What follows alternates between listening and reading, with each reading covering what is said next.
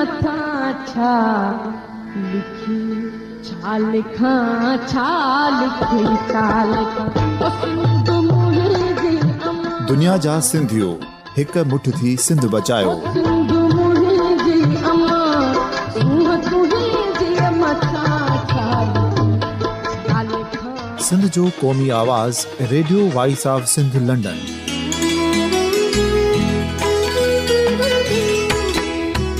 Radio voice of Sindh London पंहिंजी नशरियात में सिंध जी सियासत, समाज, इक़्तिसादियात, तारीख़, क़ौमी उमंगुनि ऐं अख़लाक़ियात मुतलिक़ सिंध जी हक़ीक़ी तर्जुमानी कंदे प्रोग्रामनि खे असराइतो बणाइण लाइ सिंध जे घण घुरनि ऐं धरतीअ सां प्यार कंदड़ अदीबनि, दानिशवरनि, सहाफ़ियुनि, उस्तादनि, वकीलनि ऐं हर तबिके जे मानवारनि सजणनि खे सिंध में शऊरी इनक़लाब लाइ सहकार जो सॾु ॾियूं था। अचो त गॾिजी सूफ़ियुनि ऐं संतनि वारी सिंध जो ओज हिकु मुठ थी वरी वापसि आणण वारे सफ़र जा साथारी बणिजऊं।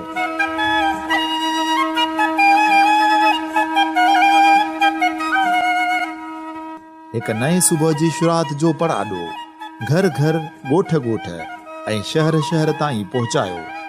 शाल सिंध आबाद ऐं ख़ुशहाल थिए, सिंधी माण्हू सुखियो ऐं सताबो थिए।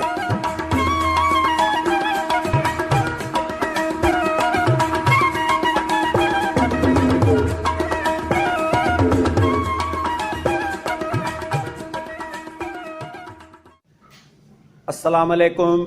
Radio voice of Sindh London ऐं सिंधी अदबी संगत शाख न्यू सैदाबाद जे पारां अवां मिड़नी आयल दोस्तनि जे इंतिहाई तहे दिल सां शुक्रगुज़ार आहियां। तव्हांखे भलीकार चवां थो। शहीद बेनज़ीर भुट्टो लाइब्रेरी न्यू सैदाबाद में अॼु सिंध जे नौजवान शाइर मोहतरम अली साजन राहूअ सां अॼु असीं संदसि मान ऐं एज़ाज़ में ही ॾियारो मल्हाए रहिया आहियूं। अॼु जो असांजो ख़ासि महिमान अली साजन राहू, अवां सभिनी साथियुनि जे ताड़ियुनि जी गूंज में आउं खेसि गुज़ारिश कंदुसि त हू महिमान जी कुर्सी अची विलारे।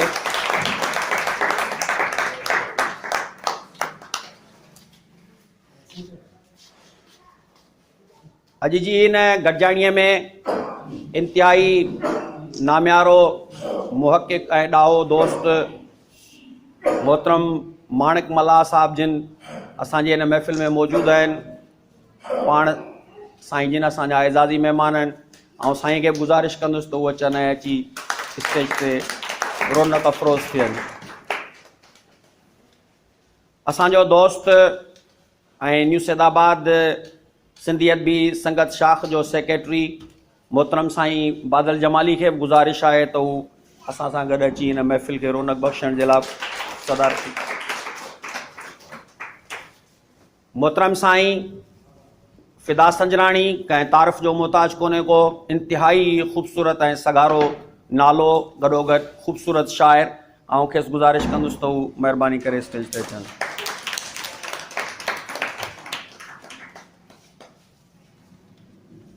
नई टहीअ जा नौजवान लेखक ऐं इंतिहाई बरजुस्ता शाइर मोहतरम अयाज़ महर खे बि आउं गुज़ारिश कंदुसि त हू अचनि ऐं अची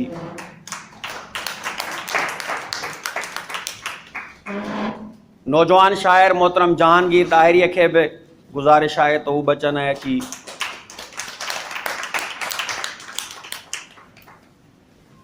सुघड़नि जे सथ में हिन वक़्तु सिंध जो इंतिहाई नामियारो ऐं वॾो नालो मोहतरम मुमताज़ अमीन सन्यासी खे बि गुज़ारिश आहे त उहो अची असां सां गॾु हिन महफ़िल में हिन कुर्सी ते वेहनि।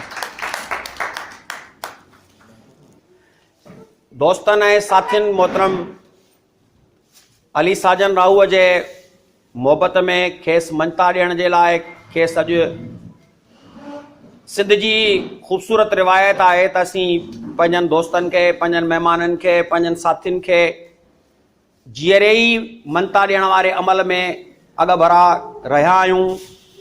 ऐं उन ई सिलसिले जे कड़ीअ जे तौर ते नौजवान शाइर अली साजन राहूअ जे शाइरीअ खे मंता ॾियण जे लाइ, हुन जे शख़्सियत खे मंता ॾियण जे लाइ ही सभु दोस्त हिते गॾु थिया आहिनि। इंतहाई ख़ूबसूरत शाइर, नौजवान शाइर मोहतरम अली नवाज़ डायरीअ खे बि असीं गुज़ारिश कंदासीं त उहो अचनि ऐं अची असां सां हिन महफ़िल में radio voice of Sindh London जे ज़रिए ही असांजी अॼु जी गॾिजाणीअ जूं मिड़ई रौनकूं मुख़्तलिफ़ दुनिया में रहंदड़ सिंधी ॿोलीअ जा पढ़ंदड़, सिंधी ॿोलीअ खे ॿुधंदड़, उहे हिन प्रोग्राम खे ॿुधी रहिया आहिनि। इहा असांजी ख़ुशकिस्मती आहे त सिंधियुनि जो हिकिड़ो सघारो, हिकिड़ो वेब ते जेको आहे सो रेडियो आहे, जंहिंजे ज़रिए असीं पंहिंजूं सभई कावशूं ऐं कोशिशूं पूरी दुनिया जे सिंधी ॿोलीअ खे पढ़ंदड़, सिंधी ॿोलीअ खे सम्झंदड़ ऐं सिंधी ॿोलीअ सां प्यारु कंदड़ दोस्तनि ताईं पहुचाए सघूं था। त असीं शुक्रगुज़ार आहियूं radio voice of Sindh London जा, जेको अॼु जे हिन प्रोग्राम जी रिकॉर्डिंग करे रहियो आहे ऐं ज़ाहिर आहे त इहा असांजी जेका इहा कोशिशि आहे उहा radio voice of Sindh London पूरी दुनिया ताईं पहुचाइण में असांजो ज़रियो बनबो, जंहिंजे लाइ असीं मोहतरम सर्वे चैदर ओडे ऐं इमदाद ओडे जा बि शुक्रगुज़ार आहियूं, जेके पाण मलेशिया सर्वेच मलेशिया में वेठल आहे, साईं इमदाद जेको आहे सो लंडन में वेठो आहे ऐं हुननि जंहिं तरीक़े सां हुते लेसन्स वठी करे 24 ई कलाक हिन बहितरीनु अमल जी शुरूआति कई आहे, जंहिंजी असीं थोरा ॾींहं अॻु में 4हीं सालगिरह बि मल्हाए चुका आहियूं। त हीउ अहिड़ो हिकिड़ो अहसन क़दम आहे जो असीं पंहिंजे सॼी काइनात में वसंदड़ जेके बि सिंधी आहिनि उहे हिक ॿिए सां असीं राब्तो करे सघूं था हिन रेडियो जे ज़रिए। दोस्तनि अली साजन राहूअ जे लाइ कुझु अजरकुनि जा तोहफ़ा ऐं गुलनि जा हार बांधा आहिनि। ताऊं गुज़ारिश कंदुसि दानिश रज़ा कुमराणीअ खे त उहो अची अली साजन राहूअ खे अजरक जो तोहफ़ो पेश करे। नौजवान सहाफ़ी ऐं कावश जो असांजो रिपोर्टर ऐं गॾोगॾु इंतिहाई बरजुस्तो लेखक मुतहरिक किरदार मोहतरम इम्तियाज़ मेमन साहब जिन बि पंहिंजे दोस्त जे लाइ अजरक जो तोहफ़ो आंदो आहे, ऐं खेसि गुज़ारिश कंदुसि त हू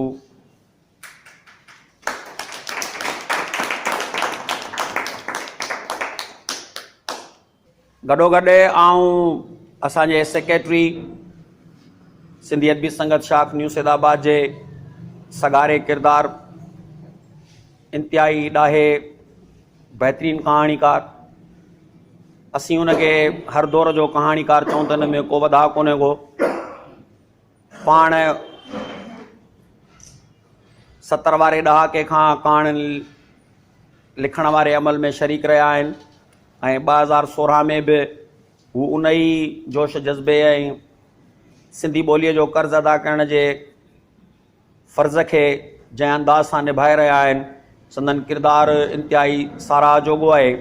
ऐं जंहिं तरीक़े सां हुननि हिते सिंधी अदबी संगत शाख न्यू सैदाबाद खोलण में जेको पंहिंजो किरदारु अदा कयो, छाकाणि जो हू उहे असांजा लेखक आहिनि जिन खे असीं जेकॾहिं चऊं त हिकिड़ा असांजा उहे आइकॉन जेके आहिनि से आहिनि, जिन खे ॾिसी करे असां जे दोस्तनि लिखण जूं कोशिशूं कयूं, जिन जे तहरीरुनि खे पढ़ी करे ॿियनि दोस्तनि में उत्साह पैदा थियो त हू इन खे लिखनि, कहाणी जे खेत्र में जेको आहे पंहिंजे हिसे जो किरदारु अदा कनि। हिकिड़ो 70 खां वठी करे 2016 ताईं जो अध सदीअ जो हिकिड़ो लंबो सफ़र कंदड़ असांजो लेखक ऐं पोइ वरी न्यू सैदाबाद हिकिड़ो मरदम ख़ेज़ ज़ाहिर आहे त ज़मीन रही आहे। मौलाना उबैदुल्ला सिंधी जहिड़ो ॾाहो इंसान बि हिन ई इलाइक़े में दर्स तदरीस ॾींदो हो, आज़ादी जे तहरीक जे परवाननि खे पंहिंजे हिसे जी जॻह जिदोजहद करण जो साईं एहसानुल्ला राशिदी साहब, या असांजे भरिसां असांखे ख़ुशकिस्मती असांजी अहद मखदूम सरवर नूह जी दरगाह आहे, जंहिं सरवर नूह हिते अची इंसान ज़ात जी फलाह जे लाइ पंहिंजे हिसे जूं तारीख़ी कोशिशूं कयूं। फ़ारसीअ में पहिरियों जेको तर्जुमो हो क़ुर शरीफ़ जो, सो बि साईं सरवर मखदूम सरवर नूह रहमतुल्लाह अलैह जिन जी कावश ऐं कोशिशि आहे, जेको ज़ाहिर आहे त पूरी दुनिया में हिकिड़ी वॾी क़द्र जे निगाह सां हुन सां गॾोगॾु हुन जे चाहींदड़नि जो इलाही जजो तइदाद आहे। साईं एजाज़ सूफ़ी शाइर, सो असांजे हिन इलाइक़े जो शाइर, गॾोगॾु असांजे भरिसां सदा हयात शाइर। ऐं जीअं मूं ॾसियो त शेक्सपियर 18,000 अंग्रेज़ीअ जा लफ़्ज़ महफ़ूज़ कया हुआ पंहिंजी शाइरीअ में। लतीफ़ सरकार 24,000 खां वधीक सिंधी लफ़्ज़ पंहिंजी शाइरीअ में कतब आणे। ऐं जंहिं ज़माने में इहा ॻाल्हि आम रवाजी हलंदी हुई त पारसी घोड़े चाढ़सी, यानी जेको माण्हू फारसी ॿोली ॼाणे थो उहो घोड़े ते चढ़ियल हूंदो, यानी सरकारी कारंदो हूंदो या नौकिरी में हूंदो। उन ज़माने में लतीफ़ सभिनी साज़िशुनि खेसि ज़हर ॾियण जी कोशिशि कई वई, खेसि मारण जूं कोशिशूं कयूं वयूं, पर लतीफ़ जंहिं तंदही सां, जंहिं ख़ामोशीअ सां, जंहिं अंदाज़ में हुन सिंधी ॿोलीअ खे महफ़ूज़ कयो ऐं जेको असांखे पैगाम ॾिनई पंहिंजनि सूरमियुनि जे ज़रिए, पंहिंजे किरदारनि जे ज़रिए।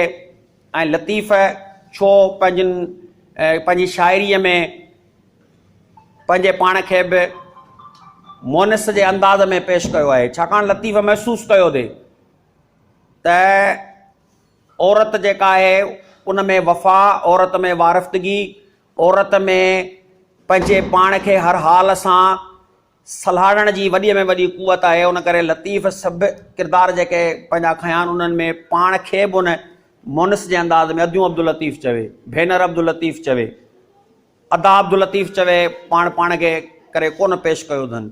पर हुन उन किरदार खे ॻाइण जी कोशिशि कई, उन सिन्फ़ खे अॻियां आणण जी कोशिशि कई जंहिंखे समाज जे तरफ़ां या सोसाइटीअ जे तरफ़ां ओतिरा बहितर जेके आहिनि से असांजे तरफ़ां सुठा के रवैया जेके आहिनि नथा मिलनि। त माना लतीफ़ जो लिबरल हुजणु, लतीफ़ जो इन अहसास खे सम्झणु, त उहो लतीफ़ असांजो मुर्शिद, उहो बि असांजे ई हिते हिन इलाइक़े या असांखे सआदत आहे त असीं उन ई ज़िले सां, उन ई तहलके सां असांजी रही आहे वाबिस्तगी, जंहिंमें ज़ाहिर आहे त मुर्शिद घोट लतीफ़ जहिड़ो हेॾो वॾो असांजो आलिम बुज़ुर्ग जेको आहे सो उहो उते मौजूदु आहे। गॾोगॾु असीं चऊं त हिन सदीअ जो वॾे में वॾो शाइर शेख अयाज़, ऐं ज़ाहिर आहे त अयाज़ जी आख़िरी आरामगाह। शाइर ऐं अदीब कॾहिं बि मरंदा न आहिनि। शाइर ऐं अदीब पंहिंजे शाइरीअ में, शाइर ऐं अदीब ऐं लेखक, मुसविर, फ़नकार, कलाकार पंहिंजी रचनाउनि में सॼी हयात ज़िंदा रहंदा आहिनि। उन्हनि जे ख़्यालनि खे, उन जे अहसासनि खे कॾहिं बि मौत न ईंदो आहे। त उहो अयाज़ बि ज़ाहिर आहे त कराड़ ढंढ जे कंधीअ जे किनारे ते असांखे अॼु बि उहे आदर्श, उसूल, जिदोजहद जी वाट सेखारण जे लाइ पंहिंजी आख़िरी आरामगाह तौर ते लतीफ़ जे ई पेरनि में पंहिंजे पाण खे दफ़नाइणु वधीक पसंदि कयो। गॾोगॾु साईं अहमद शाह लकियारी जेको हेॾो ख़ूबसूरत शाइर आहे, उन जी मरकज़ मुबारक बि जेका आहे सा हिते आहे। ही न्यू सैदाबाद शहर मियाँ सईदुद्दीन जे नाले सां जुड़ियल आहे ऐं उहा सईदुद्दीन जी दरगाह है, उन जी मस्जिद, उहो मुक़ाम, क़ब्रिस्तान जिथां बे इल्म ऐं रुश्द ऐं हिदायत जूं असांजे लाइ लाटूं खुलियूं।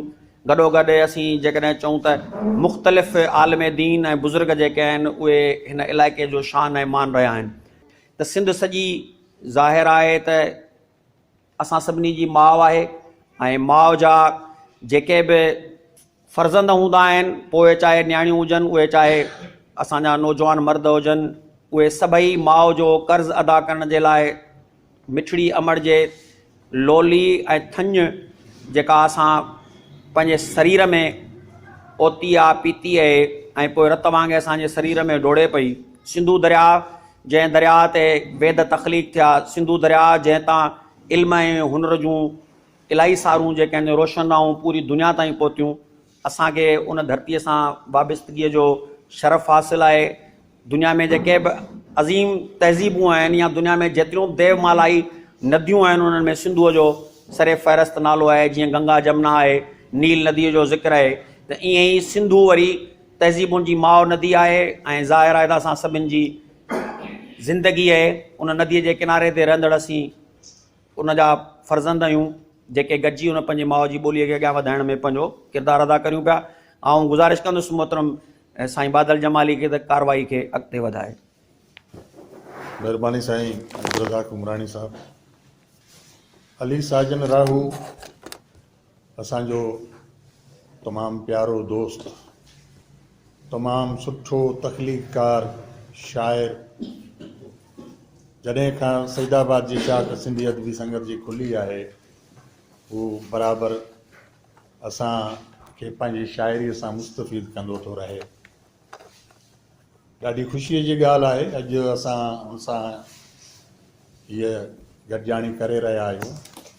इन सिलसिले में अली साजन जा दोस्त बि आया आहिनि, मुख़्तलिफ़ इलाइक़नि मां टही आया आहिनि।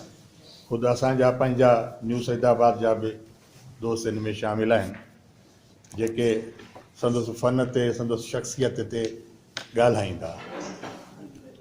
असांजो नौजवान लेखक आहे सागर इम्तियाज़ सोलंगी। वो मकालो पढ़ंदो, खेसि गुज़ारिश आहे त अली साजन जे हवाले सां पंहिंजो मकालो पेश करे। जेकॾहिं ॾिठो वञे त दुनिया में उहे क़ौमूं सुधरियल आहिनि जिन वटि इल्मु अदब आहे ऐं इल्म जो क़दुरु बि आहे। सिंध जे नाले वारे लेखक ऐं सफ़रनामनि जे अबो सजंदड़ अल्ताफ़ शेख चवे थो त जापान में लेखक खे पीर मुर्शिद जो दर्जो ॾिनो वेंदो आहे। मुंहिंजे प्यारे दोस्त ऐं सिंध जे मशहूरु शाइर कालम निगार कहाणीकार फयाज़ चंद कलेरी जे चवण मुताबिक़ त इल्मु मुख़लिस दोस्त आहे। हिकु सर्वे रिपोर्ट मुताबिक़ त असां वटि 80,000 खां वधीक लेखक मौजूदु आहिनि। सिंध उहा धरती आहे जंहिंजी हर शहर, हर ॻोठ ऐं हर घिटीअ में अॼु बि केतिरा ई लेखक मौजूदु आहिनि। हज़रत अली साईं जो कौल आहे त सिंध उहा धरती आहे जितां सिंध ऐं इल्म जो सिजु उभरंदे ॾिसां थो। आउं ख़ुशनसीब आहियां त सिंध इल्म अदब ते कमु कंदड़ हज़ार लेखकनि में मुंहिंजे प्यारे दोस्त अली साजन राव जो बि शुमारु थिए थो। हिन जे छठीअ जो नालो त अबे अमा साजन राव रखियो हो। हिन जे अदबी नालो अली साजन आहे। हिन जे वालिद जो नालो जाम खान राव आहे। हिन जे ॼमण जी तारीख़ 15/6/1985 आहे। हीअ नंढी उमिरि खां वठी कलम सां गॾु घर खे हलाइण जे लाइ कोड ऐं डाटे जो बि इस्तेमालु कंदो हो। ऐं पोइ अॻिते हली हीअ असांजो प्यारो ऐं मुख़लिस दोस्त सिंध पुलिस में भर्ती थियो। हीअ ट्रेनिंग जे हवाले सां मुख़्तलिफ़ शहरनि में रही चुको आहे। हिन वक़्तु हिन जी ड्यूटी नेशनल हाईवे ते मौजूदु थाणो बूटो फॉरेस्ट आहे। हीअ थाणो हाला बयान बस स्टॉप खां कुझु क़दम अॻिते आहे। साजन जो तालुक़ु न्यू सैदाबाद भरिसां ॻोठ शमीराव सां आहे। शमीराव सिंध जे उन्हनि ॻोठनि में शुमारु थिए थो जिते इल्मु अदब जा ॾाहा हर वक़्तु लिखंदा रहंदा। हिन ॻोठ खे माण्हू सिर्फ़ु साहिर राव ऐं रोशन राव जे नाले सां छो सुञाणींदा, पर या घटि माण्हुनि खे ख़बर आहे त हिते केतिरा ई लेखक मौजूदु आहिनि जिन लिखण जे लाइ हर जनमु वरितो आहे, हर क़दमु खयो आहे। आउं चाहींदुसि त उन्हनि जो मुख़्तसिर तारीफ़ बि करे छॾियां। वॾा ॻाल्हि कंदा आहिनि त असांजे ॻोठ जो बुज़ुर्ग साईं सादिक फ़क़ीर बि अलाह लोक वारी शाइरी कंदो हो।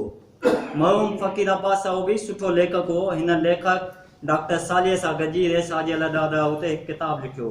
मरहूम इमदाद राव सुठो कालम निगार हो ऐं मुख़्तलिफ़ अख़बार में आयो। हीअ फ़क़ीर अब्बास राव जो बि फर्ज़न आहे। नसरुल्लाह राव बि माज़ी में सुठो शाइर रहियो आहे। अमर अकबर राव माज़ी में सुठो शाइर रहियो आहे।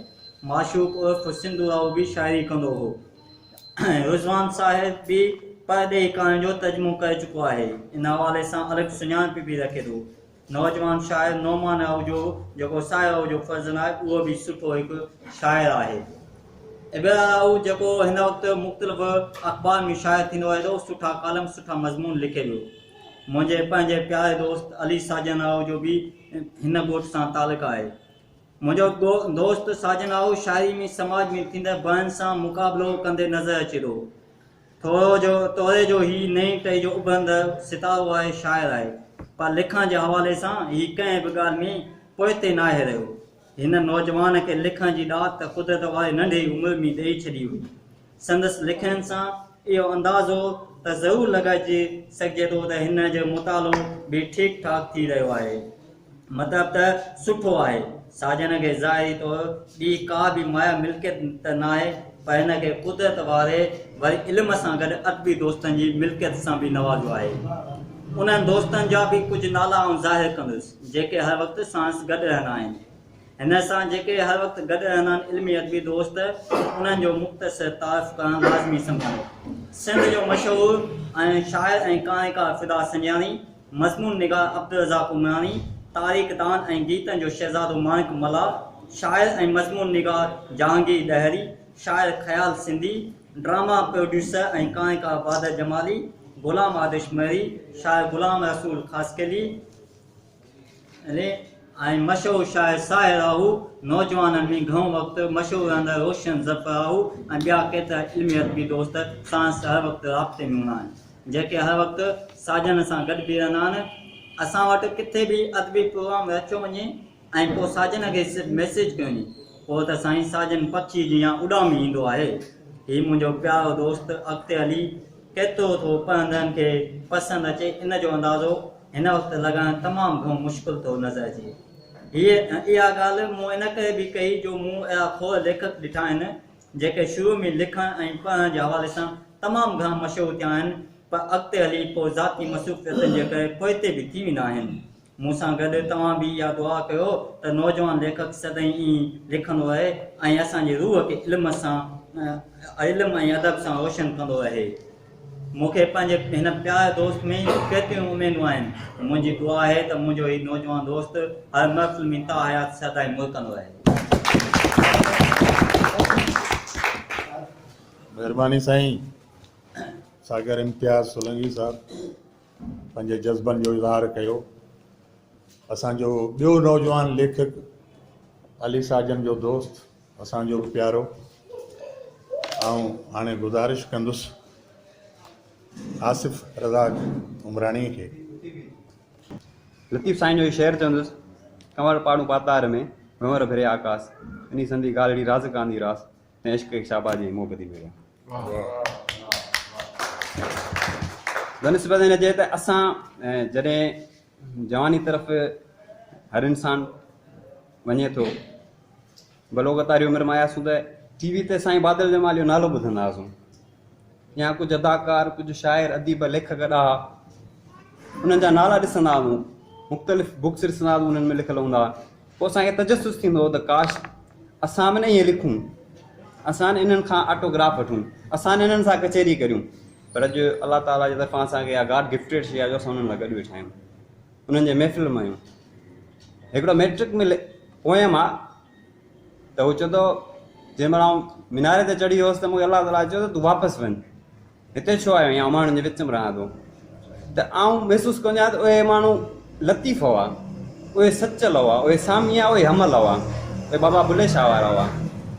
त माण्हू सभिनि सुहिणा पखी सभिनि हंज, कंहिं कंहिं माण्हू में माण्हू बि सभु सुहिणा न अथव। जीअं हंज को थो थिए न त हंज हिकिड़ो ई आहे, त माण्हू बि माना ईअं को हंज में सिल अथव। हा, हिन उनवान रखियो अली साजन, जीअं मूं ॾिठो आहे। नौजवान शाइर अली साजन राहू केतिरे अरसे खां शाइरी करे पियो।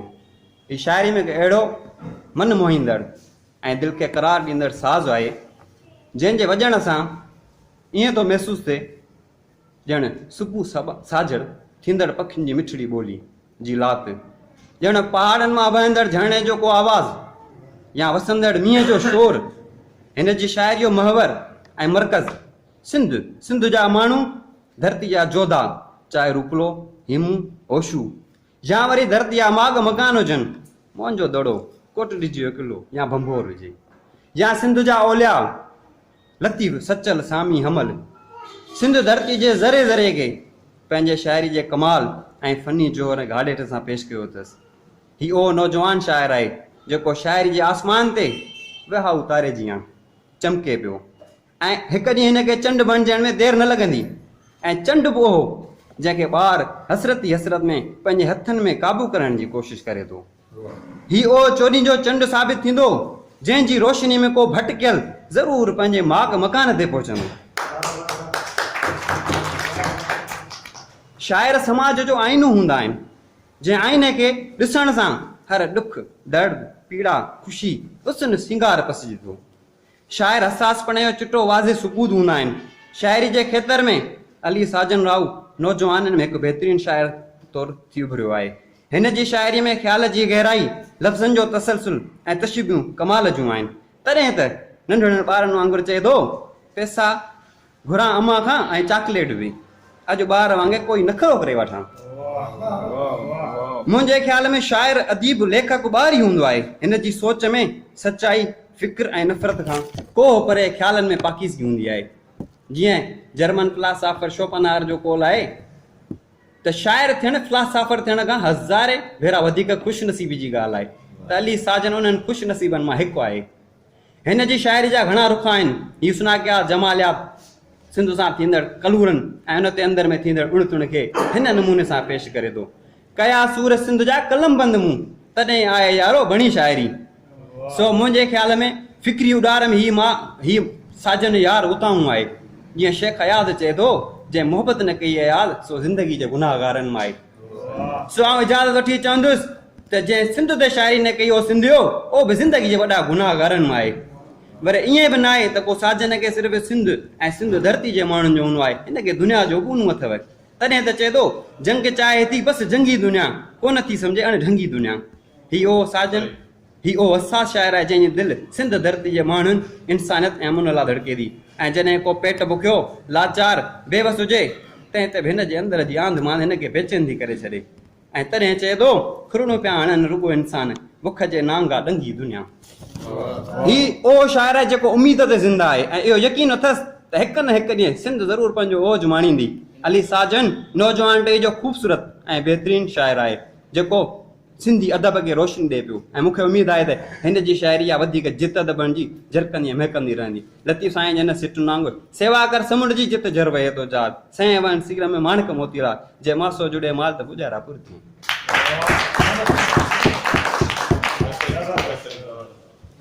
वाह साईं वाह प्यारा आसिफ रज़ा सुभान अल्लाह भरपूर अंदाज में दोस्त खे दाद बि ॾिनई पंहिंजे ख़्यालनि जो इज़हार कई। हाणे आउं गुज़ारिश कंदुसि मोहतरम मोहम्मद अली साथे खे। जीअं थर वारनि खे मींहं जो इंतज़ारु हूंदो आहे, जीअं मज़लूम खे इंसाफ़ जो इंतज़ारु हूंदो आहे, जीअं सियासतदान खे इलेक्शन जो इंतज़ारु हूंदो आहे, तीअं मोहम्मद अली मोर खे तव्हां भाइरनि दोस्तनि जो इंतज़ारु हूंदो आहे। ऐं ज़िंदगी में पहिरियों दफ़ो हिन प्रोग्राम में अदबी संगत में शामिलु थियो आहियां। मूंखे तमामु घणी ख़ुशी थी आहे। ऐं आउं असांजे दोस्त अली साजन शाइरी जी तारीफ़ बयानु कंदुसि। प्यारा दोस्त अली साजन, आउं अञा उन सोच में आहियां त तुंहिंजी तारीफ़ किथां खां लिखणु शुरू कयां ऐं किथे लिखणु ख़तमु कयां। छो त जॾहिं तुंहिंजी तारीफ़ आउं लिखणु शुरू कंदुसि लिखंदे लिखंदे कलम मां मस फुटी वेंदी मगर तुंहिंजी तारीफ़ न फुटंदी। जॾहिं आउं लिखणु शुरू कंदुसि त लिखंदे लिखंदे कलम मां मस फुटी वेंदी मगर तुंहिंजी तारीफ़ न फुटंदी। मुंहिंजी डायरीअ जा पना समूरा भरिजी वेंदा मगर तुंहिंजी तारीफ़ न फुटंदी। उभरंदड़ सिज लही वेंदो मगर तुंहिंजी तारीफ़ न फुटंदी। उभरंदड़ सिज लही वेंदो मगर तुंहिंजी तारीफ़ न फुटंदी ऐं तुंहिंजी तारीफ़ हिन दिलि में प्यारा दोस्त जारी रहंदी। सिज लही वञण खां पोइ प्यारा दोस्त आसमान ते चिमकंदड़ तारा नज़र ईंदा मगर तुंहिंजी तारीफ़ जारी रहंदी। राति जे पहर में ॾखण जी हल्की हल्की हीर में राति जे पहर में ॾखण जी हल्की हल्की हीर में ख़ूबसूरत चंड जी ख़ूबसूरत रोशनी वञी रही हुई मगर तुंहिंजी तारीफ़ जारी हुई। मुंहिंजे घर जे अंगण ते नुम जे हेठां खट हुई ऐं मूंखे निंड हुई नई सुबुह थी चुकी हुई। मुंहिंजे घर जे अंगण ते नुम हुई ऐं मूंखे निंड हुई नई सुबुह थी चुकी हुई ऐं सिज जी रोशनी अची चुकी हुई मुंहिंजी निंड फिटी चुकी हुई। पोइ मूंखे ख़बर पई तुंहिंजी सारी तारीफ़ ख़्वाब में हुई पर हक़ीक़त में न हुई। ऐं पोइ कलम खणी पंहिंजी डायरी खोलियमि ऐं ख़्वाब वारी तारीफ़ ते शेर लिखियमि।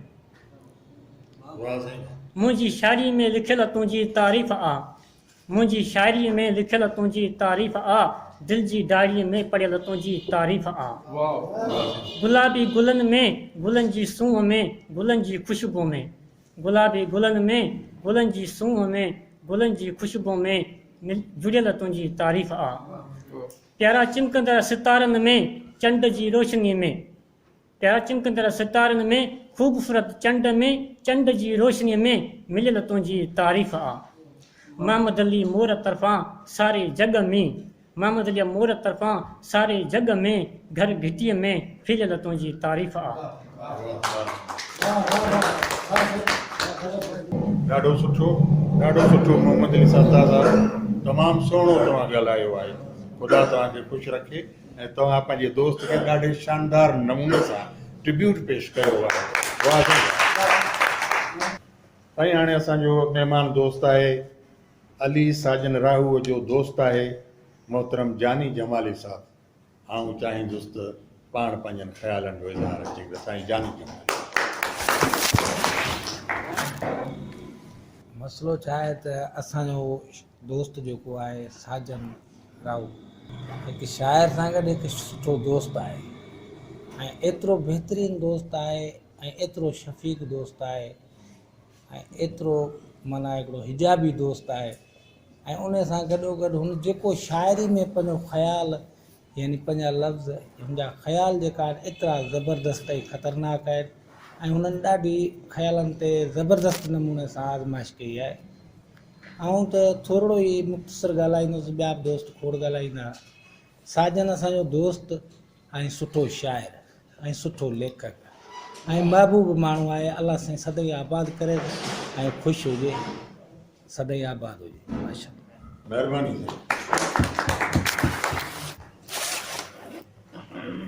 दोस्तनि जा पंहिंजे दोस्त जे लाइ जज़्बा जेके आहिनि उहे क़ाबिल तारीफ़ आहिनि। ऐं हाणे आउं गुज़ारिश कंदुसि असांजे दोस्त मोहम्मद मुबीन समी खे अली साजन जे हवाले सां पंहिंजनि ख़्यालनि जो इज़हार करे। साजन साहब जी शाइरीअ में बि माशाअल्लाह वॾी हिकिड़ी विलोड़ आहे इंसान जे लाइ, समाज जे लाइ, ग़रीबनि जा अहसास जहिड़े तरीक़े सां ही पेश करे थो। उन जे माना मुआशरे में जेके इंसाननि सां ज़्यादतियूं थियनि थियूं ऐं इंसान उन खे उन माहौल में जहिड़े तरीक़े सां सर्वाइव कनि था, उन मां गुज़रनि था, उनखे जहिड़ी माना तरीक़े सां दिलि जे गहराइनि सां साईं साजन सां पेश करे थो। ऐं त हमेशह ॾाढो मुतासिर थींदो आहे हिननि जी शाइरीअ खां। ऐं मुंहिंजी ख़्वाहिश हूंदी आहे त हर हफ़्ते साजन साहिबु किन मसरूफ़ियतुनि जे करे हर हफ़्ते वीचारो कोन थो अची सघे, पर मुंहिंजी दिलि चवंदी आहे त साजन हुजे, ख़्याल हुजे, सन्यासी साहिबु हुजे ऐं इहे शाइरी कनि ऐं ॿुधंदो रहां, ॿुधंदो छा रहां, पर दिलि जे गहराइनि सां इन्हनि खे माना हिकिड़ी जेकॾहिं मूं वटि लफ़्ज़ न हुजनि तॾहिं मां मुंहिंजूं अखियूं, मुंहिंजा जेके तासुरात आहिनि उहे हिननि खे ख़राजी तहसीन पेश कंदा रहनि। हिननि जी शाइरीअ में जेका सचाई आहे, गहराई आहे ऐं पंहिंजो जेका बि ॻाल्हि घटि कजे उहा घटि आहे। साईं खे मुंहिंजो सलाम आहे। साईं बहितरीनु शाइर आहे। अलाह साईं खे अञा वधीक तरक़ी ॾे ऐं असांखे सुठियूं सुठियूं शाइरी ॿुधाए। माशाअल्लाह, जज़ाकल्लाह। महिरबानी तव्हां साईं। हाणे ॿाहिरां आयल महिमान दोस्तनि खे गुज़ारिश कंदी ऐं अली नवाज़ ॾाहिरी साहिब खे चवंदुसि साईं पंहिंजे ख़्यालनि जो इज़हार करे। ख़ुदा जी मालिक खे अदा करे।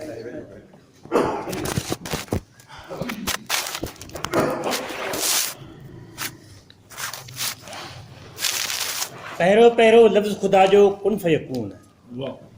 पहिरों पहिरों लफ़्ज़ ख़ुदा जो कुन फ़यकून है। शाइर, मौसीकार, मुसव्विर सब में साॻियो जोश। मुंहिंजा दोस्तो, मुंहिंजे अॼोके पेपर जो उनवान आहे शाइरी रूह जे रक़्स जो नाव आहे। शाइरी रूह जे रक़्स जो नाव आहे। शाइरी रूह खे रक़्स ते आमादा करण सां गॾोगॾु जज़्बनि खे झूमाइण, तोड़े झिंझोड़ण जे सघारे असर जो नाव बणिजी पई आहे त क़ौमुनि जे तहज़ीबी तारीख़ जा अक्स ऐं ओलरा बणियल आहे। फ्रेंच शाइर काशू चयो आहे त का आम शइ खणो, उनखे चिमकाए झरकाए पेश कयो त उहा आहे शाइरी। जॾहिं त डॉक्टर तनवीर अब्बासी चए थो त शाइरी जो असुलु मक़सदु आहे को नियापो, को सनीहो, को ख़्याल, को अक्स, को जज़्बो पढ़ंदड़नि जे ज़हन में मुंतक़िल करणु। ऐं अयाज़ चए थो त शाइरी जा रूह गरमाए नथी, शाइरी जा रूह गरमाए नथी, मंज़िल मक़सूद खे पाए नथी। ऐं मुंहिंजी पंहिंजी राय आहे त सुठी ऐं सिहतमंद शाइरी जो हिकिड़ो गुण इहो बि हुजणु घुरिजे त उहा नाउमीदी जे कुफ़र खां हमेशह पाक रहणु घुरिजे। उन मुख़्तसिर बहस ऐं सॼी सूरत हाल साम्हूं असांजे अॻियां आहिनि पंहिंजे दोस्त साजन राव जा चंद गज़ल। साजन जेको पंहिंजे नाले जहिड़ो ई प्यारो आहे ऐं हूअं बि साजन सां बरसगीर जे क्लासिकल शाइरनि ख़ूब पे निभायो आहे। जो लतीफ़ साईं साजन सूंहं सुरत जहिड़ी वज़ाहत खां पोइ बि अंदर जे उद्यम खे ईअं थो ज़ाहिर करे त साजन अवां धार ॾिठमि ॾींहुं क़याम जो। वाह वाह। ऐं मीराबाई चयो त साजन बिछड़े 2 दिन हुए, साजन बिछड़े 2 दिन हुए, मैं जानूं बरस 50, भूली पूछूं पिंडत से दिन में कितने मास। सो बरसगीर जे क्लासिकल शाइरनि जे कला जी काइनात मां उभरियल इहो नाम जंहिंसां असांजो ही दोस्त सुञातो वञे थो, उनजी शाइरी जूं पाड़ूं पंहिंजे समाज ऐं पंहिंजे धरती में पुख़्तियूं खुतल आहिनि। ऐं हू चवे थो शाइरी इनकलाब आणे छा, शाइरी इनकलाब आणे छा, डायरीअ में थी साम रहिजी वई। या शोलो न हुई खंजर न हुई गोली न हुई, शोलो न हुई खंजर न हुई गोली न हुई, शाइरी तुंहिंजी कवि दरसी हुई। इहा हक़ीक़त आहे त हर तख़लीक़ हिकिड़ी कड़ी ऐं कसारी भोगना जो हसूल हूंदी आहे। इहा तख़लीक़ आहे त हर तख़लीक़ हिकिड़ी कड़ी ऐं कसारी भोगना जो हसूल हूंदी आहे। इहा त उन्हनि शाइरनि खे ख़बर हूंदी त जॾहिं हिननि जे ज़हन जे कंहिं कुंड में को शेर सिरजणु लॻंदो आहे त इहो काग़ज़ जे कैनवास ते अचण लाइ तख़लीक़कार खे कहिड़ी पीड़ा मां थो गुज़ारे। ऐं साजन ॿुधाए थो त कॾहिं कॾहिं शेर लिखण जे कैफ़ियत में, कॾहिं कॾहिं शेर लिखण जे कैफ़ियत में शाइर सारियुनि वांगुरु सटिजी वेंदो आहे। ऐं कंहिं चयो आहे त नकादो मंडो हूंदो आहे जेको टंकुनि वारनि खे हलणु सेखारींदो आहे, पर ओरियाना फिलासी चए थी त अक्सर नाकाम लेखक नकाद थी वेंदा आहिनि ऐं नतीजे में उन्हनि जा ज़हन साड़ ऐं हसद सां भरियल हूंदा आहिनि। ऐं पोइ अयाज़ जे अहिड़नि लफ़्ज़नि में ही बेसम्झ सम्झू अणॼाण ॼाणू, ऐं जॾहिं कंहिं हसास दिलि तख़लीक़कार जे तख़लीक़ ते तिंदिया तनक़ीदुनि जा तीर हणी उनजे दात खे रतोशान करण जी कोशिशि कंदा आहिनि त अहिड़ी सूरत में असांजो दोस्त साजन लिखे थो त तंदिया तनक़ीदुनि जे तीरनि सां अॼुकल्ह, तंदिया तनक़ीदुनि जे तीरनि सां अॼुकल्ह तख़लीक़ुनि जो रूह ई फटिजी वेंदो आहे। पंहिंजे क़ौमी तशख़्स, पंहिंजे वतन, पंहिंजी क़ौम, पंहिंजी तहज़ीब, पंहिंजी तारीख़, पंहिंजी ॿोली ऐं पंहिंजे कुदरती वसीलनि ते फ़ख़ुरु करणु न रुगो फितरी जज़्बो आहे पर ईमान जो जुज़्ब सॼो वियो आहे। ऐं पोइ को माण्हू पंहिंजो क़ौमी शौर रखी क़ौमी ग़ुलामी खे गार सम्झंदे आज़ादी ऐं इश्क सां सरशार थी उन लाइ जिदोजहद कंदो आहे। ऐं ज़रूरी न आहे त हर जिदोजहद हथियार बंदि हुजे, फ़न ऐं फ़िक्र जे कंहिं मोर्चे तां अहिड़ी जिदोजहद करे सघे थी। हूअं बि इहो चयो वेंदो आहे त कंहिं शाइर जो कलम कंहिं शहनशाह जे तलवार खां वधीक ताक़तवर हूंदो आहे। इहो ई सबबु आहे त सिंध जे हक़ार हुकुमरान ग़ुलाम शाह कलोड़े जे तलवार जी मुश्किल सां ई कंहिंखे ख़बर हुजे त उहा किथे कंहिं वटि ऐं कहिड़ी जाइ ते रखियल आहे या रुॻो आहे ई कान। पर लतीफ़ साईं जो रिसालो हर सिंधी माण्हूअ जे घर जी ज़ीनत बणियल आहे। न रुॻो एतिरो पर शाह साईं जा शेर हर सिंधी माण्हू जे सीने में दिलि सां गॾु धड़कनि था। क़ौमी शाइरनि जा कलम आज़ादी जे ईमान जा सिंबल हूंदा आहिनि, क़ौमी शाइरनि जा कलम आज़ादी जे ईमान जा सिंबल हूंदा आहिनि। आज़ादी हासिल महबूबा हूंदी आहे जंहिंजे हुसूल लाइ माण्हू मुर्की फांसीअ चढ़ी वेंदो आहे या सीनूं ताणे गोलियुनि सां घोलियो वेंदो आहे। ऐं ग़ुलामी ऐं क़ौमी ग़ुलामी अहिड़ो बदनमा रोग आहे जंहिं ते क़ौमूं मातम कंदियूं रहिजी वेंदियूं आहिनि। ऐं साजन चए थो त नाम हूंदे बेनाम रहिजी वई, नाम हूंदे बेनाम रहिजी वई, क़ौम हिकिड़ी ग़ुलाम रहिजी वई। मोहन जे आसारनि खां मकीअ जे मुनारनि ताईं, मोहन जे आसारनि खां मकीअ जे मुनारनि ताईं, कींजर जे किनारनि खां कारूंजर जे मोरनि ताईं जे वारसीअ जा सबक़ ॾींदड़ सूफ़ी ला कुफ़ी सिंध जे तारीख़ जो इंतिहाई अज़ीम दानशर मोहतरम साईं जीएन सैद उन क़ौमी आज़ादी लाइ सारी जमार पाण पतोड़ींदो रहियो। इहो साईं जीएन सैद हो जंहिं सम्झायो त सिंधी हिकु क़ौम आहिनि, सिंधी हिकु क़दीम क़ौम आहिनि ऐं आज़ादी असांजो मोरोसी हक़ आहे। उन हक़ जे हुसूल लाइ 60 खां मथे किताब लिखी 32 साल क़ैद काटे नेठि नामनिहाद जमहूरी दौर में क़ैद अंदरि ई गुज़ारियो, पर कारी दौर जे रखवालनि तरफ़ां उनखे इलाज लाइ ॿाहिरि न छॾियो वियो। ऐं अयाज़ जे गज़ल जो ई बंदि त सिर अयाज़ ॾिनो कंहिं न ॼातो त छो, सिर अयाज़ ॾिनो कंहिं न ॼातो त छो, रत अॾीअ तां हुजो सिंध ॾिसंदी रहे। ऐं हेॾे वॾे दानेश्वर ऐं हेॾे वॾे मुफ़क़र लाइ असां कुझु न करे सघियासीं। संदसि विछोड़ ते सिंध जे लेजेंड कहाणीकार अली बाबा शेक्सपियर जे तख़यल जे हवाले सां लिखियो हो त ए मुंहिंजा महबूब जॾहिं बि तुंहिंजी सार ईंदी असांखे असांजा गुनाह यादि ईंदा।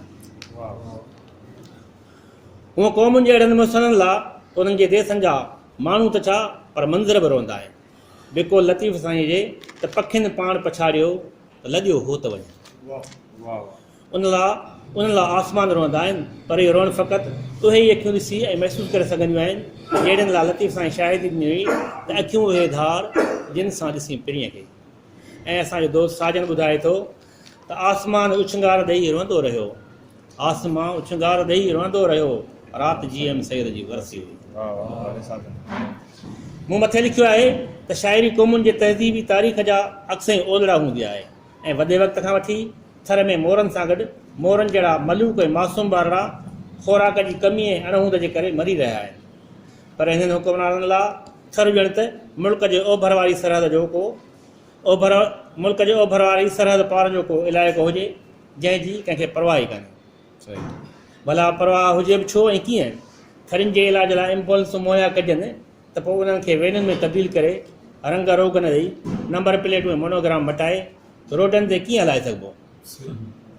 पोइ पैसा कीअं कठा करे सघिबा? थरियुनि वीचारनि खे मरणो त हूं बि आहे, पोइ नंढड़नि ॿारनि जे सूरत में इलाज लाइ तड़पी तड़पी मरनि या बुख जे कारीगर या डंग सांदे सांदे पंहिंजे गुदामनि समेत तड़पी तड़पी मरनि। हुकुमरान लाइ मिड़ई ख़ैरु आहे।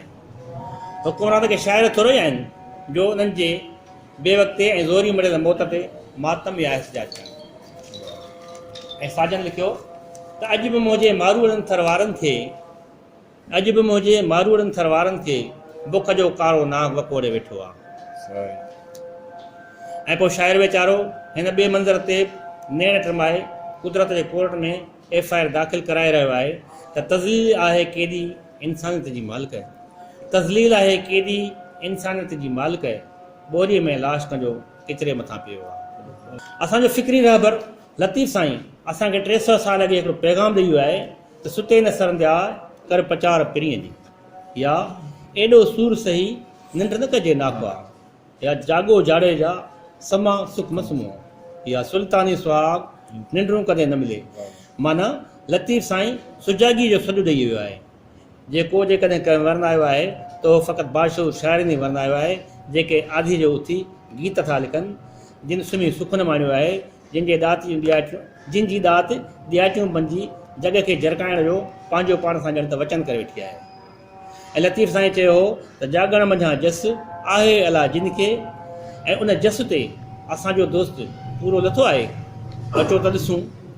पाण चए थो त जाग जो पारो ॾेई में तूं पिरी, जाग जो पारो ॾेई में तूं पिरी, निंड जी पाती न मूं जर्सी हुई।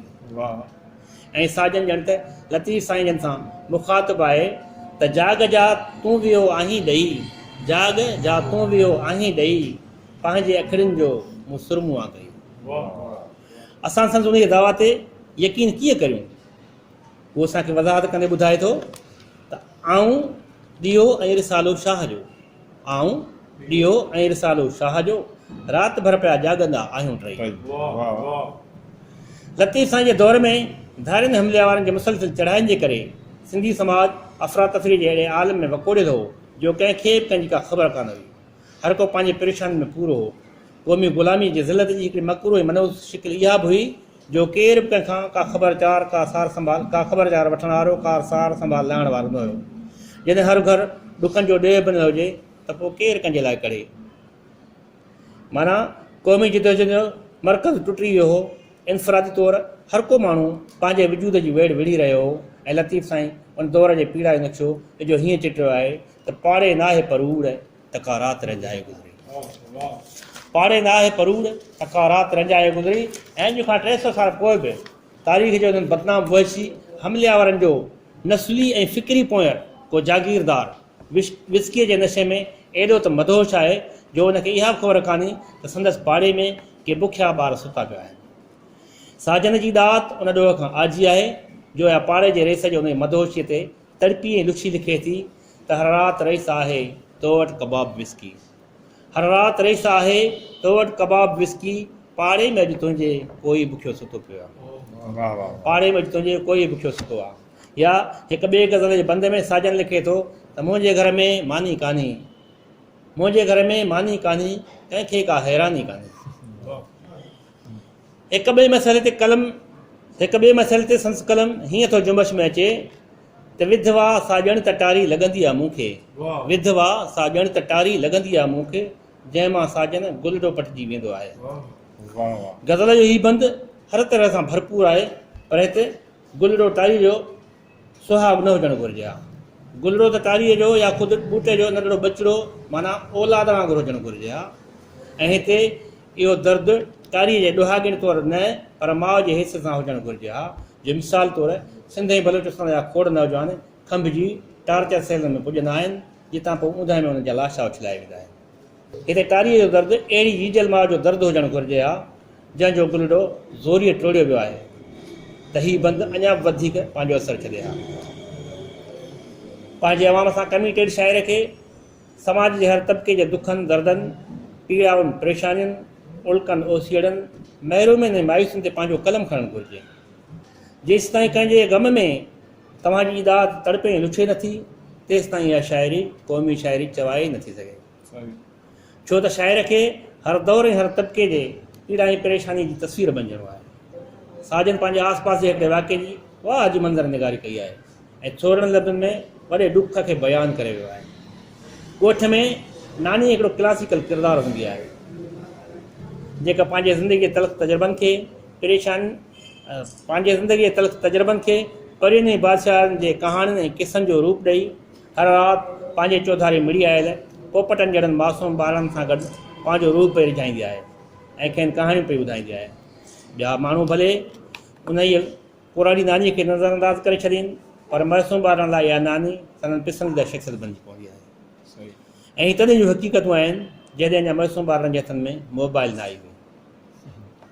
ऐं पोइ थींदे थींदे उहा नानी जहान छॾे थी वञे, ॿार हर रोज़ु वांगुरु उन साॻे टाइम ते ऐं साॻी जाइ ते गॾिजनि था, जिते उहे रोज़ु नित नयूं कहाणियूं ॿुधंदा हुआ। उन मासूम ॿारनि जी पीड़ा ऐं परेशानी ऐं उनजे मासूम दिलनि जे दर्द खे, मासूम दिलनि जे दर्द जी साजन वाह जी तस्वीर छिकी आहे।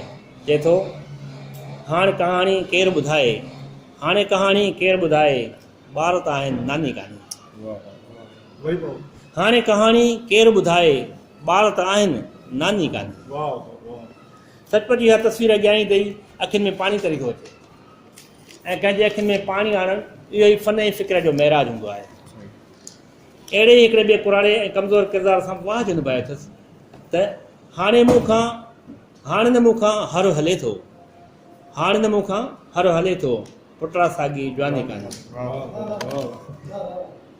ऐं सहाराऊ एकता जो अहसासु हावी थियण बाद जुदाई जे कारीगर जी डंग खां डंग जी चवे थो त तूं हुस्न जो ख़ुदा ऐं बंदो मगर हां अना में ॿुधल, तूं हुस्न जो ख़ुदा ऐं बंदो मगर हां अना में ॿुधल, पाण ॿिनि जे विचां प्यार परचम भला केरु खोड़े पियो।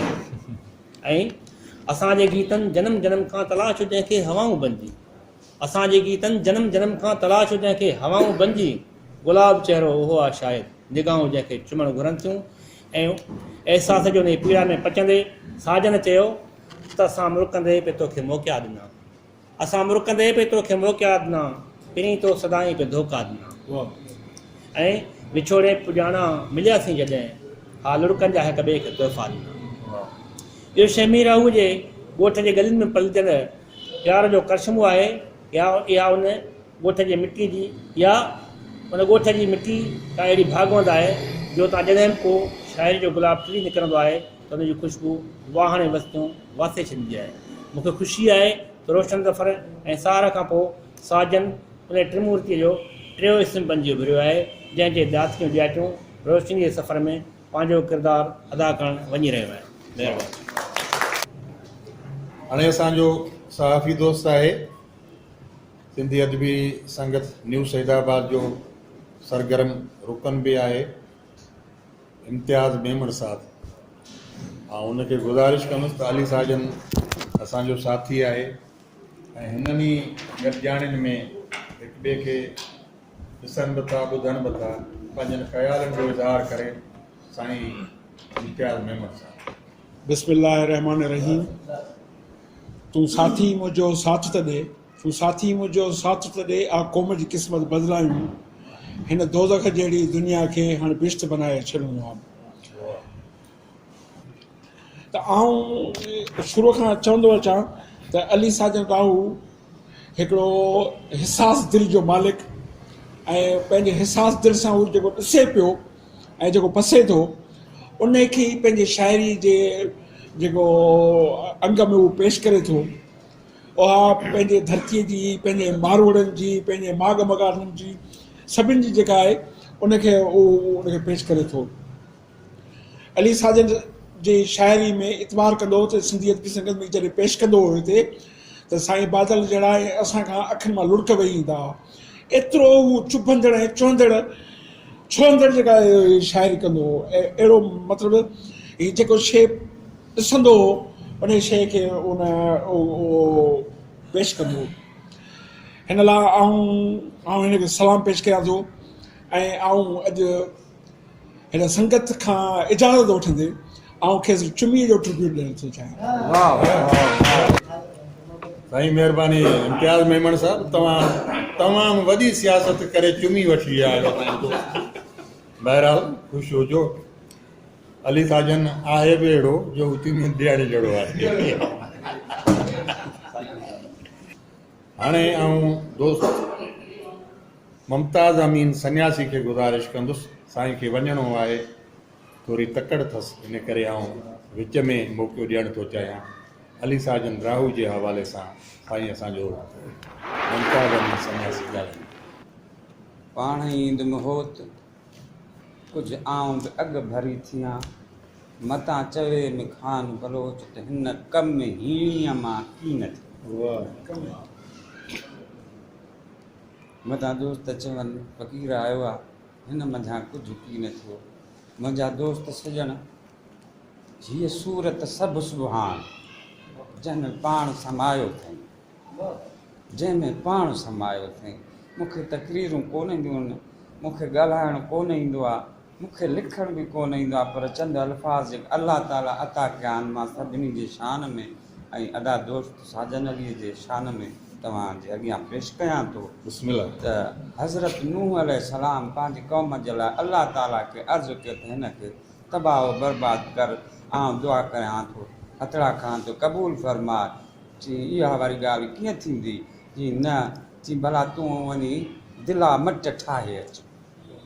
अलाह ताला हुकुम कयोसि, दिला मट ठाहीं, वञी पा मिटी ॻोहीं, उन मिटीअ खे ॻोहे ठीकु करे हुनखे तयारु करे तीअं ई या अल्लाह ॾिसो मां कहिड़ा सुहिणा मट ठाहिया हुआ। चई हिननि खे रंग ॾे, रंग ॾिनई, पन ठाहींसि, पता ठाहींसि, अहिड़ा लकीरूं ठाहींसि। चई साईं ॾिसो वणनि थियूं। चई मूंखे त वणनि थियूं, तोखे नुंहं कीअं थियूं वणनि? चई साईं मूं महिनत कई आहे न, मूं महिनत कई आहे, मूंखे वणनि थियूं। चई तो हाणे अलाह पाक हिन जे लाइ हुकुम कहिड़ो आहे, चई डंडो खणी टोड़ी इन्हनि खे टुकर टुकर कर। चई साईं मूं हेॾी महिनत कई आहे। चई तोखे ख़बर आहे तोखे ठला ठिकर पसंदि आहिनि ऐं हिननि ते मूं 40 साल महिनत कई आहे। छा मके मदीना जे विच ते कैनान नदी आहे, मिटी खणाए उते रखराई आहे, उते रखराई आहे। हिन ते मां 39 साल छा कयो आहे? दर्दनि जो, सूरनि जो, ॾुखनि जो, विछोड़नि जो, प्यार जो, मोहबत जो मींहुं वसायो आहे। पर हिकिड़ो साल 40 सुखनि जो मींहुं वसाए हिनखे तयारु कयो आहे, हिनखे सूरत सुभाणे जी ॾिनी आहे। पोइ हिन मां छा थींदो? चई हिन मंझां आलिम थींदा, फाज़िल थींदा, शाइर थींदा, अदीब थींदा, मुफ़क्किर थींदा, कालम नगार थींदा। हिन मंझां केरु थींदा? हाफ़िज़ थींदा, कारी थींदा, बुज़ुर्ग थींदा, वलीअ थींदा, नबी थींदा, रसूल थींदा। उहे छा कंदा? उहे पैगाम ॾींदा, हक़ जा, सच जा, ॾुखनि जा, सूरनि जा पैगाम ॾींदा। पैगाम खणी पैगाम ईंदा, ठका थी वियो, ठका पट ते ठका कयाई, ठका थी वियो, यार ठहकी वियूं, ठका पट ते ठका अखियुनि सां अखियूं अड़िजी वियूं, मुंहिंजा सॼण साईं दिलि अव्हां सां ई कड़िजी वई। पर ॻाल्हि इहा आहे त उन्हनि मंझां ही सभु सूरतूं सुभान आहिनि जेके अलाह ताला बयानु कयूं आहिनि त बुज़ुर्ग वली शाइर अदीब उन पंहिंजे दर्द जूं सूरनि ॾुखनि जूं ॻाल्हियूं लिखनि था। हर का दिलि हीरनि जी खान अदा मुंहिंजो भाउ ॻाल्हि करे वियो। पाण्यारी सर बहड़ो जरते पखे जीअं असां ई सॼण तीअं रहियासीं गॾु रूह में। जेकॾहिं हीअ रूह रिहाण न हुजे हा त हीअ फ़क़ीर सन्यासी बि कोन हुजे हा। जेकॾहिं हीअ सैदाबाद में आबाद थी आहे बादल साईं जे अचण सां ऐं अब्दुल रज़ाक साईं जे अचण सां हिन ते हीअ रिहाण रचाई वई आहे ऐं शाख आबाद थी वई आहे। अलाह कंदो जेसीं ताईं रहंदासूं दुनिया हूंदी आबाद रहंदी। जेसीं ताईं सचल साईं जो रिसालो आहे, शाह साहब जो रिसालो आहे। कन दोस्तनि चयो ॿोली असांजी वञे थी, ॿोली कॾहिं कोन वेंदी जेसीं ताईं रिसालो आहे, जेसीं ताईं सिंध जा शाइर आहिनि सुघड़ा आहिनि हीअ ॿोली कोन वेंदी। साजन साईं बि उन ॿोलीअ मंझां हिकु शाइर आहे। मां हिनखे सलाम पेश कयां थो। अस्सलाम वालेकुम। मां जस लहणो हिन दरवेश ऐं जस ॾियां थो साजन साजन। साईं हाणे आउं गुज़ारिश कंदुसि नौजवान दोस्त जहांगीर डायरी साहिब खे। ॻाल्हियूं पेट वरनि में वधी वण थियूं, ॻाल्हियूं पेट वरनि में वधी वण थियूं, परसी मूं न कयूं गोशे गॾिया न सुपरी। मुंहिंजे मकाले जो उनवान आहे जोगीअ ते जड़ा निसोरो इन्हीअ जो। साजन ज़िंदगी जे हर रूप खे पंहिंजे मखसूस शौरी नज़र सां परखियो आहे, सम्झो आहे, सीचो आहे। हिन जे गज़ल जो हिकु बंदि कीअं न इंसान लाइ मयार बणिजी बीठो आहे, बाशौर इंसान लाइ हिकु सबक़ु आहे, हिकु सुवालु आहे, हिकु सॾु आहे त तूं मां नथा वरायूं हिक ॿिए जो सॾु सिर्फ़ु केॾा गिदड़ गॾिजी विया हिकिड़ी उनाड़ ते। बहितरीन। हिननि ॿिनि सिटुनि में साजन घणो कुझु चई वियो आहे। कणू कणू थी वियो अॼु जे मुहज़िब इंसान खे जानवरनि खां सिखण जी पेशकश ॼण त गिरेबान खां वठी झंझोड़े रही आहे। साॻी त लतीफ़ साईं पिण असांखे इहो ई सबक़ु ॾिनो आहे त वगर कयो वतन पिर्त न थियनि पाण में, पसो पखीरनि माण्हू मेठ करणु। असांजी जदीद शाइरी जिते जिते इंसानियत जा दर्स ॾे थी उते देश जो दर्द बता करे थी। देश जी आज़ादी खुशहाली हर तख़लीकार जे अखियुनि जो ख्वाबु हूंदो आहे, जंहिंजी साभिया जे ओसीरे में साह जे आख़िरी वक़्त बि हिकु तख़लीकार जूं अखियूं आटी हूंदियूं आहिनि। साजन जी शाइरीअ में वतन जी आज़ादी पिण हिकु चिटे ओञाण जी सूरत में झलकंदे नज़र अचे थी। जो ही सिटो केॾो न मयार रखनि थियूं त बर्फ़ साजन थी वियो मुंहिंजो बदन, बर्फ़ साजन थी वियो मुंहिंजो बदन, देस पोइ बि दिलि अंदरि धड़के पियो। वाह वाह। या जीअं अयाज़ चयो त बेमौत मुआ तो लाए कुठा इंसान हज़ारे मान रुगो, हिन दुनिया में ए देस हुया नादान हज़ारे मान रुगो। देश जी मोहबत ज़िंदगीअ खां वधीक सिर्फ़ु उहो ई माण्हू रखे सघे थो जंहिं मिटीअ जी ख़ुशबू, मींहं खां पोइ अखियुनि जो ठार बणिजी वियल वस्तियुनि वाण जी पुसियल सावक, वहंदड़ दरिया जी रवानी, पहाड़ुनि जे चोटियुनि सां ककरनि जा मेला, चरागाहनि में छेड़नि जा ट्रपक, नंढड़े बालिक जूं ज़िंदगीअ जो पहिरियों लफ़्ज़ उचारण ॾिठा ऐं ॿुधा हूंदा। हीउ सभु मंज़र हिकु तख़लीकार जे दिलि में पंहिंजे देश जी आज़ादी जी तमन्ना खे हथी ॾियनि था। साजन पंहिंजे देश जी आज़ादी जी ख्वाहिश सीने में सांढियो वते, इहा सिक कहिड़नि लफ़्ज़नि में तर्जुमानी करे थी सो ही सिटूं ॿुधाइनि थियूं। लोली ॿोली ॻाढ़ो झंडो आज़ादी, वाह लोली ॿोली ॻाढ़ो झंडो आज़ादी, अजरक टोपी मोड़ो गाना को सम्झे। इन आसीस खे अयास कीअं थो ॾिसे, पंहिंजे रत में रीटो झंडो उभते लहराईंदो, नेठि अहिड़ो ॾींहुं वेंदो। पंहिंजी धरतीअ जे सरवाणनि सर्वेचनि जा विछोड़ा केतिरा न तकलीफ़ हूंदा आहिनि। जॾहिं आज़ादीअ जा ओञाण बणियल कंहिं क़ौम जा सचा सुपूत विछड़ी वेंदा आहिनि त ॼण आसमान पंहिंजी पूरी ताक़त सां धड़म करे अची क़ौमुनि जे कंध ते किरंदा आहिनि ऐं क़ौमुनि जूं चेलियूं चिबियूं करे वेंदा आहिनि। साजन पिण अहिड़े दर्द मां गुज़रियो आहे जो जॾहिं बि उन्हनि सचनि सिपाहियुनि जा ॾिण ईंदा आहिनि त कीअं बाशऊर फर्द रत जा ॻोढ़ा रहंदा आहिनि। इहो साॻे कर्ब मां साजन कीअं थो गुज़रे। आसमान उछगार ॾेई रोंदो रहियो, राति जीएम सेद जी वरसी हुई। असल में हिकु जीनियस माण्हू जी पंहिंजी अलॻि दुनिया हूंदी आहे जंहिंखे अंग्रेज़ी में सेल्फ क्रिएटेड वर्ड चइबो आहे। हिन जे ख़्यालनि जी उॾाण जो एयरपोर्ट उहा ई हूंदी आहे। हिन जो हर अमल एक्शन मुनफ़रद मतिलबु यूनिक हूंदो आहे। हुन जे अंदर जी भञ ड्राह हज़ारे सुवालनि जा भंडार, इतिहास जूं चीखूं हुन जे कननि जे परदनि खे तहस नहस करे छॾींदियूं आहिनि। तोड़े जो हू ज़ोर सां अखियूं बूटे ॿई हथ पंहिंजे कननि ते रखे पंहिंजे कमरे में लिथड़ंदो वतंदो आहे, पर हिन इम्तिहान मां जान न छॾाए सघंदो आहे। मूंखे साजन बि साॻे पीड़ा मां गुज़रंदे नज़र आयो आहे, जंहिंजो अंदाज़ो संदसि हिननि ॿिनि सिटुनि मां भली भत लॻाए सघिजे थो त वरी राति मूंखे मुंहिंजे ई ज़मीर चमाट हुयूं ऐं के घोघा ॾिना। हिकु मयारी तख़लीकार वटि ताक़तवर तरीन हथियारनि जी तख़लीक़ हूंदी आहे जंहिंजे इस्तेमाल सां हू क़ौमुनि जा नसीब लिखण जी साहस रखंदो आहे। कमु आहे साजन बहणनि ॾात धन मज़ा हिकु आहे त खुड़क बीतनि कणक जी ओघड़ थी, खुड़क बीतनि कणक जी ओघड़ थी, चांदनीअ में राति वीता संगा, या वाह में झूमन सिरह जो ईअं फुलियूं ॼण त के वालियूं आहिनि तुझूं सखी। मूं साजन जी शाइरीअ खे नज़र मां कढंदे इहो महसूसु कयो आहे त साजन जो पंहिंजो मख़सूस लहजो डिक्शन आहे जेको हिनखे सिंधी शाइरीअ में निमाया ऐं अलॻि करे थो।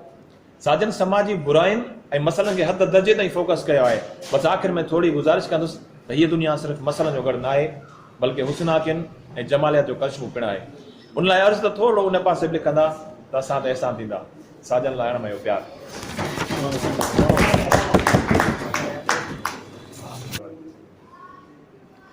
हाणे आउं गुज़ारिश कंदुसि असांजे प्यारे शाइर प्यारे दोस्त ऐं अली साजन जे प्यारे दोस्त ख़याल सिंधी खे त हिते त मुंहिंजी उन ॿुढड़े वारी हालत आहे जेको पंहिंजे औलाद जे काज में ख़ुशि हूंदो आहे ऐं मूं वटि के वधीक लफ़्ज़ न आहिनि हिन दोस्त जे लाइ जेके हुन अॻियां पेश कया ऐं मुंहिंजे जज़्बनि जी लफ़्ज़ तर्जमानी कोन पिया कनि जेको आउं महसूसु कयां पियो।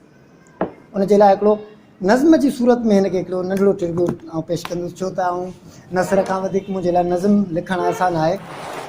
ऐं साजना जॾहिं गीत छेड़ी सभई मोर थर जा था गॾिजो नचनि ॼण। जॾहिं गीत छेड़ी सभई मोर थर जा था गॾिजो नचनि ॼण, सखर जे खजनि सां जो कबरूं मिलनि ॼण, कचो घोटकीअ जो तितर था उॾनि ॼण। जॾहिं गीत छेड़ी सभई मोर थर जा था गॾिजो नचनि ॼण, सखर जे खजनि सां जो कबरूं मिलनि ॼण, कचो घोटकीअ जो तितर था उॾनि ॼण, सिजावल में के मेघ वाड़ियूं टिलनि ॼण, ठटे मंझि कोलण जी कातर थी चमके, मोहन मंझि पूरियल मूर्तियूं नचनि ॼण, गरम लाड़ काणे जा ॾींहड़ा ठरनि ॼण। गरम लाड़ काणे जा ॾींहड़ा ठरनि ॼण, जॾहिं वाई वरजाई तंबूरे जूं तारूं बि छिकजो वञनि ऐं ताड़नि तवारूं बि छिकजो। जॾहिं वाई वरजाई तंबूरनि जूं तारूं बि छिकजो वञनि ऐं ताड़नि तवारूं बि छिकजो वञनि ऐं नेणनि निहारूं बि छिकजो वञनि, पखियुनि जूं उॾारूं बि छिकजो वञनि, हथनि मंझि महारूं बि छिकजो। जॾहिं वाई वरजाई हथनि मंझि महारूं बि छिकजो वञनि, जॾहिं गुनगुनाई गज़ल को ॾियनि छाल तरतीब सां सभु हरनि। जॾहिं गुनगुनाई गज़ल को ॾियनि छाल तरतीब सां सभु हरण, मिटीअ ते पयल ॿिज शुरू कनि फुटण। ॾियनि छाल तरतीब सां सभु हरण, मिटीअ ते पयल ॿिज शुरू कनि फुटण ऐं ॿोड़ा बि चाहिनि था तोखे ॿुधण। मिटीअ ते पयल ॿिज शुरू कनि फुटण ऐं ॿोड़ा बि चाहिनि था तोखे ॿुधण ऐं विसरियो वञे थो वणनि खां वधण। जॾहिं बि पढ़ियमि न तुंहिंजो लॻो ईअं, मुहाणनि जो पाड़ो लंघियो घोरड़ियो ॼण, डुकी ॿार निकिता भरे अन जूं झोलियूं, या रोंदड़ बचनि लाइ मायुनि जूं लोलियूं, या ॻोल्हियुनि गुजारत सुगड़नि जूं टोलियूं, या उसर महल अछड़नि तितरनि जूं ॿोलियूं, सिंधीअ वांगुरु तुंहिंजूं सिटूं सभु सोलियूं। सिंधीअ वांगुरु तुंहिंजूं सिटूं सभु सोलियूं। हुए मूंखे भाउर आहिनि सत लेकिन, हुए मूंखे भाइर आहिनि सत लेकिन, लॻे थो ईअं ॼण त ॿई पाण जाड़ा। हुए मूंखे भाइर आहिनि सत लेकिन, लॻे थो ईअं ॼण त ॿई पाण जाड़ा, या रण में अकेला ॿई पाण ताड़ा। या रण में अकेला ॿई पाण ताड़ा, कटियूंसीं बुखूं पाण गॾिजी, मुआसीं उञूं पाण गॾिजी, रणनि में अकेला रड़ूं पाण गॾिजी, अगरि गम को राड़े त रहूं पाण गॾिजी।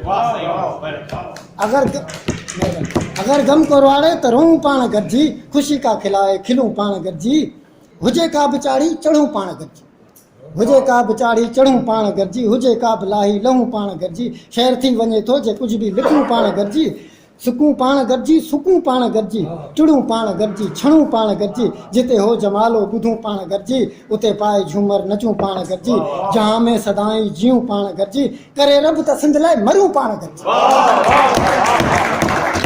जहां में सदाई जीऊं पाण गॾिजी, करे रब त सिंध लाइ मरूं पाण गॾिजी, मोहबत मूं वटि घणी तोल लेकिन, मोहबत तो लाइ घणी मूं वटि लेकिन नसीहत कंदो तोखे हिकिड़ी हला मोहबत त हूअं तो वटि तो लाइ घणी आहे लेकिन नसीहत बि तोखे कंदो हिकिड़ी हलंदुसि हे नसीहत बि आहे वसियत बि आहे हे जेको आहे तो वटि कलम ही जेको आहे तो वटि कलम ही सिंध माउ जी तो वटि अमानत बि आहे ही नसीहत बि आहे वसियत बि आहे ही तो वटि आहे जेको कलम ही सिंध माउ जी तो वटि अमानत बि आहे हीअं लाइ हिन में हिननि लाइ हिन में हिमायत बि आहे ऐं रहिज़न सां हिन में रकाबत बि आहे ही नसीहत बि आहे वसियत बि आहे थिए ई कूड़ ॾाढो तो चमकीलो प्यारा थिए ई कूड़ ॾाढो तो चमकीलो प्यारा कॾहिं बि उन जी चमक ते न भुलिजां सॾई सच जाथे बि डुकंदो तूं वञजां कंडा राह हूंदई मगर तूं न भुलिजां भली को अॻियां पियो खणे 20 क़ुर साईं भली को अॻियां पियो खणे 20 क़ुर सिर्फ़ु सिंध सच ते ॿियो कुझु न मञजां सिर्फ़ु सिंध सच ते ॿियो कुझु न मञजां हुजां या न आऊं हुजां मगर वाट जेका अथई यार वरिती उन ते ई हलजां इहो तूं न भुलिजां इहो तूं न भुलिजां सिर्फ़ु सिंध सच ते सिर्फ़ु सिंध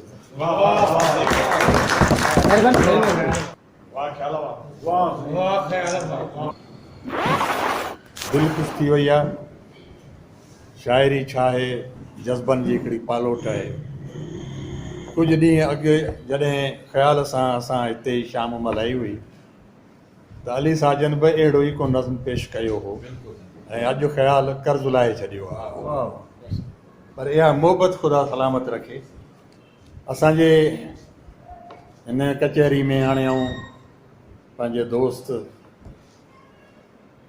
साईं संजराणी साहब खे दावत ॾींदुसि अली साजन ऐं ख़याल सिंधी ॿई साईंअ खे तमामु घणा वेझा आहिनि साईं हुननि जे बारे में घणो कुझु ॼाणे थो मकालो आहे जंहिंजो उनवान आहे हसरतुनि जो शाइर अली साजन मूं जॾहिं अली साजन जी शाइरी जा ताकिया खोलिया त मूंखे वर ते मुख़्तलिफ़ रंगीन ऐं काराइता तख़युल मिलिया जंहिंजा कुझु मिसाल हेठि ॾियां थो शाइराणो तख़युल नंबर 1 हाणे कहाणी केरु ॿुधाए ॿार त आहिनि नानी कान्हे ॿियो आहे शाइराणो तख़युल मां हवा जे परनि ते सफ़र थो करियां नीरे आकाश में मूंखे महसूसु कर उनखां सवाइ ॿुधो गुल किरी पिया वाट ते हा छिगल खारी अथमि अॼु बि तुंहिंजे यादि सां तो जियां यारी अथमि अॼु बि तुंहिंजी यादि सां तो जियां यारी अथमि अॻिते ॿुधो सोच जे संसार में गुम हू कवि आङुरियूं सिगरेट खे पीअंदियूं रहियूं केॾी आहे माठ पखियुनि में केॾी आहे माठ पखियुनि में अचिणो आहे तूफ़ान थो सम्झां या वाल चाकिंग कंहिं कई आहे दोस्तो या इहे जज़्बात आहिनि दीवार जा तारीख़ आहे 300 रुपया मज़दूर जी रोज़ अघु वधंदा वञनि बाज़ार जा या बदन साजन थी वियो मुंहिंजो बदन देस पोइ बि दिलि अंदरि धड़कियो पिए बर्फ़ हा बदन साजन थी वियो मुंहिंजो बर्फ़ देस पोइ बि दिलि अंदरि धड़कियो पिए बेवसी जी हिकु चिठी हुई बेड ते ऐं पखे में लाश लड़कियो पिए या हाय जज़्बा विया झुरी साजन तीर तेज़ या तीर तलवार आ या तानो आ या अॻिते ॿियो तोसां माण्हू नथा जे ॻाल्हाइनि हिकिड़ो तोतो खणी धारे छॾ मथियां शेर इहे बामाना ऐं सम्झ में ईंदड़ आहिनि जिन जी वज़ाहत करण जी ज़रूरत न आहे ऐं हिन शाइर जी ज़हनी लाड़े जी अक्कासी कनि था अली साजन जे ॻोठु शमी राव जे हवेलियुनि जहिड़ा विशाल बंगला ऐं उन्हनि जा ऊचा कोट ॾिसंदे लॻंदो आहे त ॼण किलनि जे कोटनि जहिड़ा ई कोट ॻाल्हाए रहिया हुजनि ऐं कोटनि जे भरियां गुज़रंदड़ माण्हू ॼामड़ा महसूसु थींदड़ माण्हुनि जो साह मुठ में हुजे ऐं सिर्फ़ु भितियूं ई साह खणी रहियूं हुजनि ॼण मुंहिंजे मथे महसूसात जो अली साजन पंहिंजी शाइरी में साखी आहे त तोखे इन लाइ नथो वणां साईं तुंहिंजा नाराज़ नथो हणां साईं मजमूई तौर ते अली साजन जी शाइरी मूं महसूसु कयो आहे संदसि अंदर में के हसरतूं ऐं ख़्वाहिशूं आहिनि जिन जी हू तकमील चाहे थो इन करे मूं संदसि खेसि हसरतुनि जो शाइर जे उनवान सां टाइटल ॾिनो महिरबानी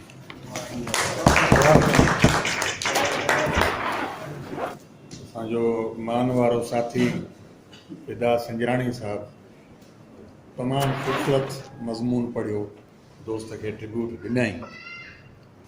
असांजो प्यारो साथी महबूब दानिश्वर हर फन मौला अब्दुल रज़ाक उमरानी साहब अली साजन जे हवाले सां हाणे ॻाल्हाईं।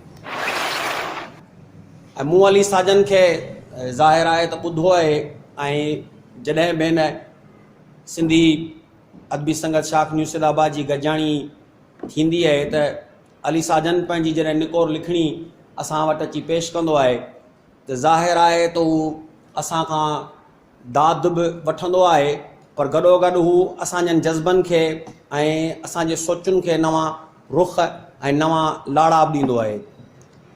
आऊं समाजी दुनिया जो हिकिड़ो माण्हू आहियां, उते जेके लीडरशिप जूं ट्रेनिंग्स बि करारायूं वेंदियूं आहिनि ऐं दुनिया में मशहूरु जेको दोस्त हो जेको लीडरशिप जूं ट्रेनिंग्स कराराईंदो हो, स्टीफन कोवी, पहिरीं हुन चयो इंसान जूं 7 आदतूं आहिनि, जेकॾहिं इंसान उहे पंहिंजे 7 आदतुनि खे बहितर करे ऐं उन्हनि पंहिंजनि 7 आदतुनि खे मटाइण जी कोशिशि करे त उहो हिकिड़ो लीडर बणिजी सघे थो। छो जो इल्मु, ॾात, फ़हम, तदब्बुर, नॉलेज तव्हांखे सुठो मैनेजर त करे सघे थी। तव्हांजी जेका IQ आहे, यानी तव्हांजो जेको इंटेलिजेंट क्वेश्चंट आहे या इंटेलिजेंट जो जेका तव्हांजी क्वालिटी आहे, जेका तव्हांखे वधियत थी सघे थी, जेका तव्हांखे विरासत में मिली सघे थी, उहा तव्हांखे सुठो मैनेजर ठाहे सघे थी, उहो तव्हांखे सुठो पाठक, पाढ़ू, सुठो इम्तिहान ॾींदड़ शागिर्द त बनाए सघे थी। पर जेका इंसान जी इमोशन क्वालिटी आहे, यानी तव्हांजी EQ जेका आहे, जेका तव्हांजी जेके इमोशन क्वेश्चन बि चइबो आहे या इमोशन क्वालिटी बि चइबी आहे, यानी माण्हुनि जे जज़्बनि खे महसूसु करणु ऐं वरी गॾोगॾु पंहिंजनि जज़्बनि ते कंट्रोल हुजणु, ऐं पोइ वरी माण्हुनि जे जज़्बनि खे कंहिं ख़ासि मक़सद जे लाइ इस्तेमालु करण जो जेकॾहिं अव्हां वटि हुनुर आहे त अव्हीं लीडर आहियो। ऐं लीडर ई क़ौमुनि जे तक़दीरुनि खे बहितर बनाइण में पंहिंजो रोल प्ले कंदा आहिनि। बस स्टॉप ते तव्हांखे क्राउड मिलंदो, तव्हांखे रश मिलंदी, उहो को मॉब कोन्हे को, उहो कंहिं ख़ासि मक़सद जे लाइ गॾु थियल मेड़ाको कोन्हे को। उन ख़ासि मक़सद जे लाइ, कंहिं ख़ासि अहसास जे लाइ, कंहिं ख़ासि हासिलात जे लाइ जेकॾहिं को रहबर, को रहनुमा, को लीडर मिली वञे त उन क्राउड खे हू मॉब में कन्वर्ट करे सघे थो। ऐं उहो जेको मजमूओ आहे, उहो मजमूओ जेको कंहिं अलॻि अलॻि मक़सद जे लाइ उते गॾु थियल आहे, सो कंहिं ख़ासि मक़सद जे लाइ ॿीहर असेंबल थी सघे थो, रीअसेंबल थी सघे थो, कतारबंदीअ में अची सघे थो, दर्जाबंदीअ में अची सघे थो, मक़सद जी हासिलात जे लाइ पंहिंजे पाण खे तयारु करे सघे थो। ऐं अहिड़ा गुण तख़लीकार वटि हूंदा आहिनि, अहिड़ा गुण उन अहसास रखण वारे माण्हू वटि हूंदा आहिनि जेको इन्हनि अहसासनि जे क़दुर खां, इन्हनि अहसासनि जे अहसासनि खां वाक़ुफ़ु हूंदो आहे।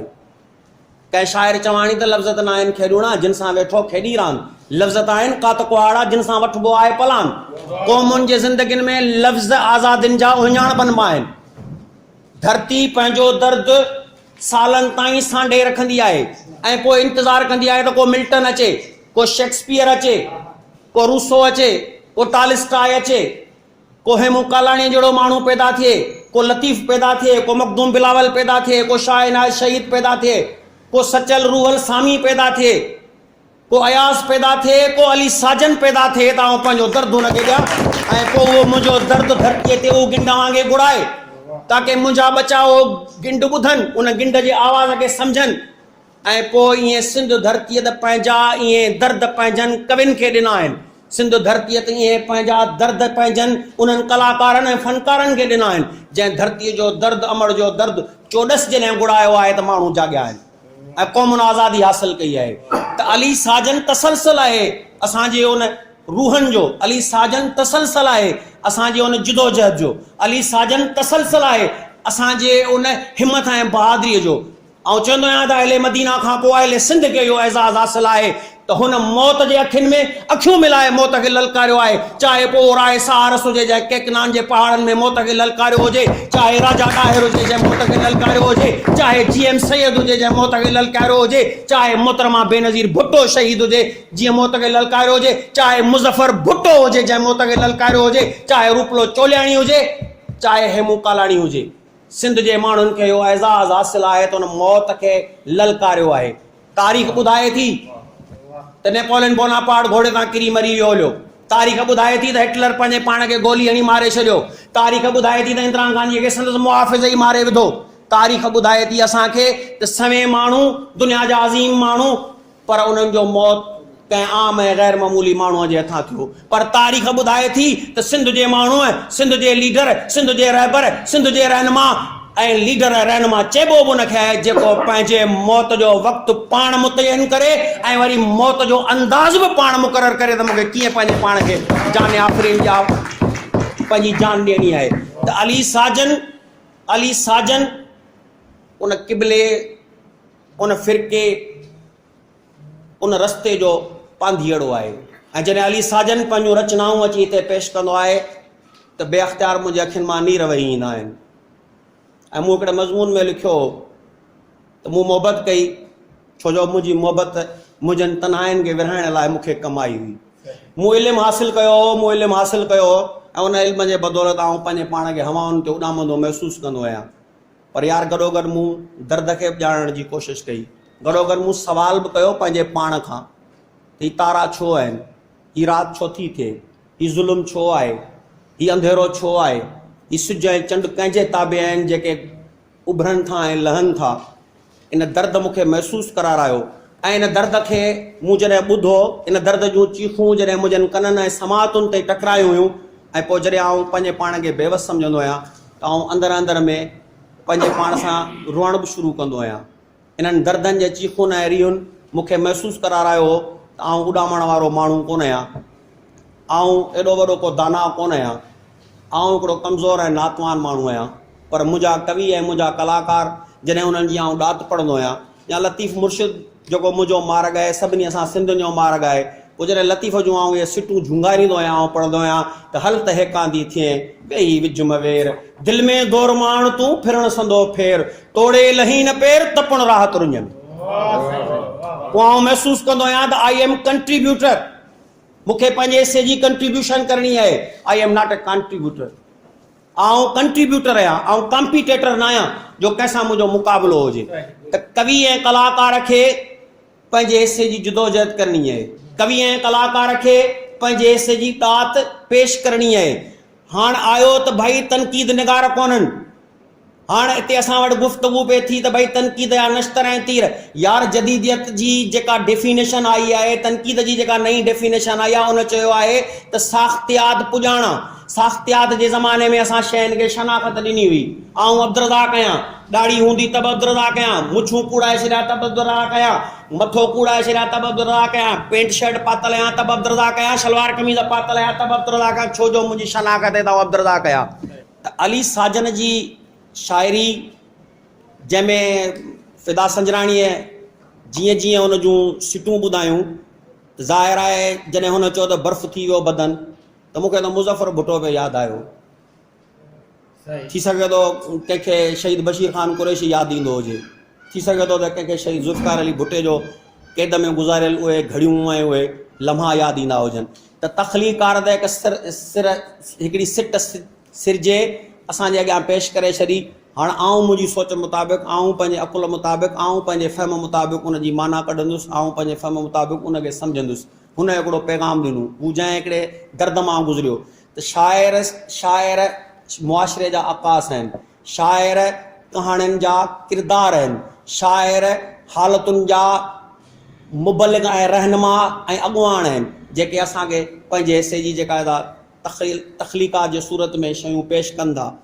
अदीब दोस्तनि ने लिखत में हुन ते मक़ालो पढ़ियो, मूं अली साजन ते माशूक़ धारे जे चवण मुताबिक़ त मिड़ई रहिड़ियो आहे हुन किसे खे, छो जो बादल साईं ऐं मूं सोचियो पिया त हीउ प्रोग्राम जंहिंजी मूं शुरूआति जीअं ॾसी हुई त radio voice of Sindh London असांजे हिन प्रोग्राम खे ऐं पूरी दुनिया ताईं पहुचाइण जो जेको आहे सो ज़रियो आहे। उन ते ही प्रोग्राम पूरी दुनिया में सभई दोस्त ॿुधनि पिया ऐं उन्हनि जे ॿुधण लाइ आलिम अदीब ॾाहा मुफ़क्किर लेखक जेके असांजा नौजवान साथी डायरी साहब जीअं ख़ूबसूरत तशबीहूं ॾिनियूं, त मौजूदा दौर में अली साजन जी शाइरी किथे बि थी आहे। इन खां अॻु वारा जेके असांजा शाइर हुआ उन्हनि शाइरीअ में उन्हनि साॻियनि पैगामनि खे, छो जो कैफ़ियतूं लॻभॻि जेके आहिनि साॻियूं आहिनि, अहसास जेके आहिनि साॻिया आहिनि, पर उन्हनि अहसासनि खे समोअण, उन्हनि अहसासनि खे पेश करणु, उन्हनि अहसासनि खे जेको बयानु करण जो ॾांहुं ऐं ॾात हर कंहिंजी पंहिंजी पंहिंजी आहे। फिदा बि उन दर्द मां गुज़रे थो, माणक बि उन दर्द मां गुज़रे थो, डायरी साहब बि उन दर्द मां गुज़रे थो, पर उन डायरीअ साहब जे ऐं माणक जे ऐं ॿियनि दोस्तनि जी जेका पेशकश आहे, उन पेशकश जो अंदाज़ ज़ाहिर अलॻि अलॻि आहे।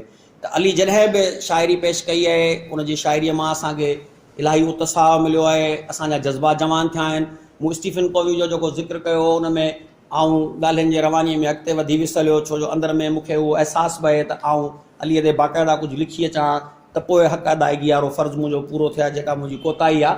त आख़िरी उनजी जेका गुफ़्तगू आहे, जेको पहिरीं उनजो हूंदो be proactive, put first thing first, second उनजो हूंदो आहे त पहिरीं उहो कमु करियो जेको पहिरीं करणु घुरिजे, ठीकु आहे। पोइ अॻियां हली आख़िरी में उहो चवंदो त शार्पिन द सा, बाबा पंहिंजी जेका काराई आहे न, काराईअ खे तिखो कर, हर वक़्तु काराई खे तिखो कर। काराई मुॾी हूंदी त कमु न करे सघंदी। हाणे हुन शार्पिन द सा में इहो कोन चयो त जेका आम काराई, हुनजो दिमाग़ जेको आहे उहा बि काराई आहे, पंहिंजे ब्रेन खे बि जेको आहे, पंहिंजनि सोचुनि खे बि जेको आहे, उन जूं धारा जेका आहे उनखे हर वक़्तु तेज़ कंदो कर। त हाणे सोचुनि जी धारा तेज़ किथां थींदी? इहा ज़ेन वारी काराई जेका आहे तिखी किथां थींदी? ज़ेन वारी काराई जेका आहे अहिड़नि ॾहनि अदीबनि जे महफ़िलुनि में वेहण सां तिखी थींदी। ज़ेन जी काराई जेका आहे किताबनि सुणनि जे पढ़ण सां तिखी थींदी। ज़ेन जी काराई जेका आहे उहा ॾहनि ऐं अकाबरनि जे तहरीरुनि ऐं तक़रीरुनि ऐं ॿुधण सां ऐं पढ़ण सां ऐं इन्हनि सां तिखी थींदी। तॾहिं वञी माण्हू पंहिंजे ज़िंदगीअ जो हिसो पैदा करे सघे थो।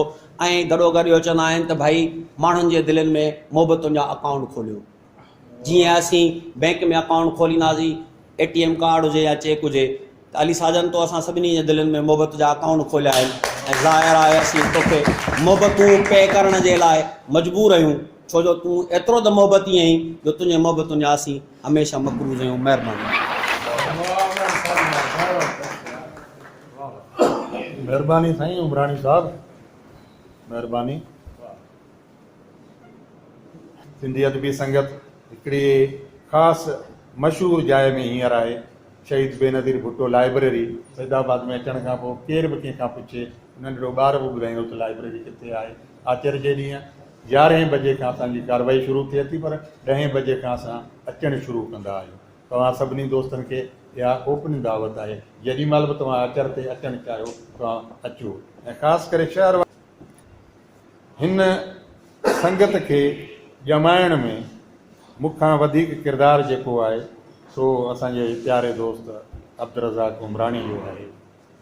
लोकल आहे, हुनजी कम्यूनिटी आहे। हिते माण्हू घटि हूंदा आहिनि त फ़ोन करे हिन हुन खे चओ बाबा अचो गॾिजाणी आहे, हीअ गाॾी काथो हले थो साईं जे सहारे।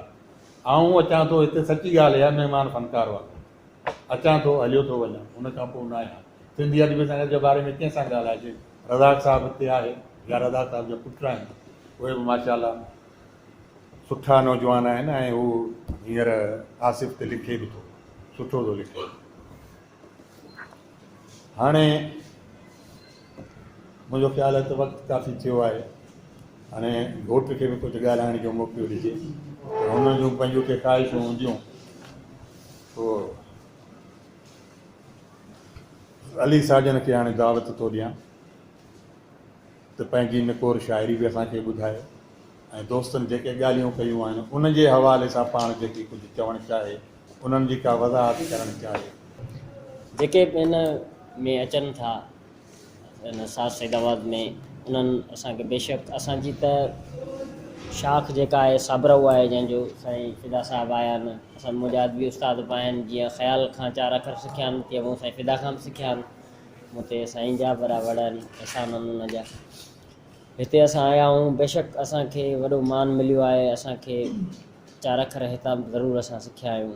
इहा तव्हांजी मोहबत आहे। ऐं हिन प्रोग्राम में ॿी जेका असांजी संगत कई आहे, असांजी माणिक आहे, अदा अयाज़ महर आहे, बारी नवाज़ आहे, अदा जहांगीर ॾहरी आहे, ॿिया जेके दोस्त आहिनि, इन्हनि जे इहे जेके हिते असां वटि कई आया आहिनि, इन्हनि जा बि इलाही क़ुर्ब आहिनि, थोरा आहिनि। असां सकाइण मञूं था। असां त हमेशह इहो ई चाहियो आहे त असां इन्हनि प्रोग्रामनि खे गॾिजी हलायूं, पर विच में हिते ॾिठोसीं थोरो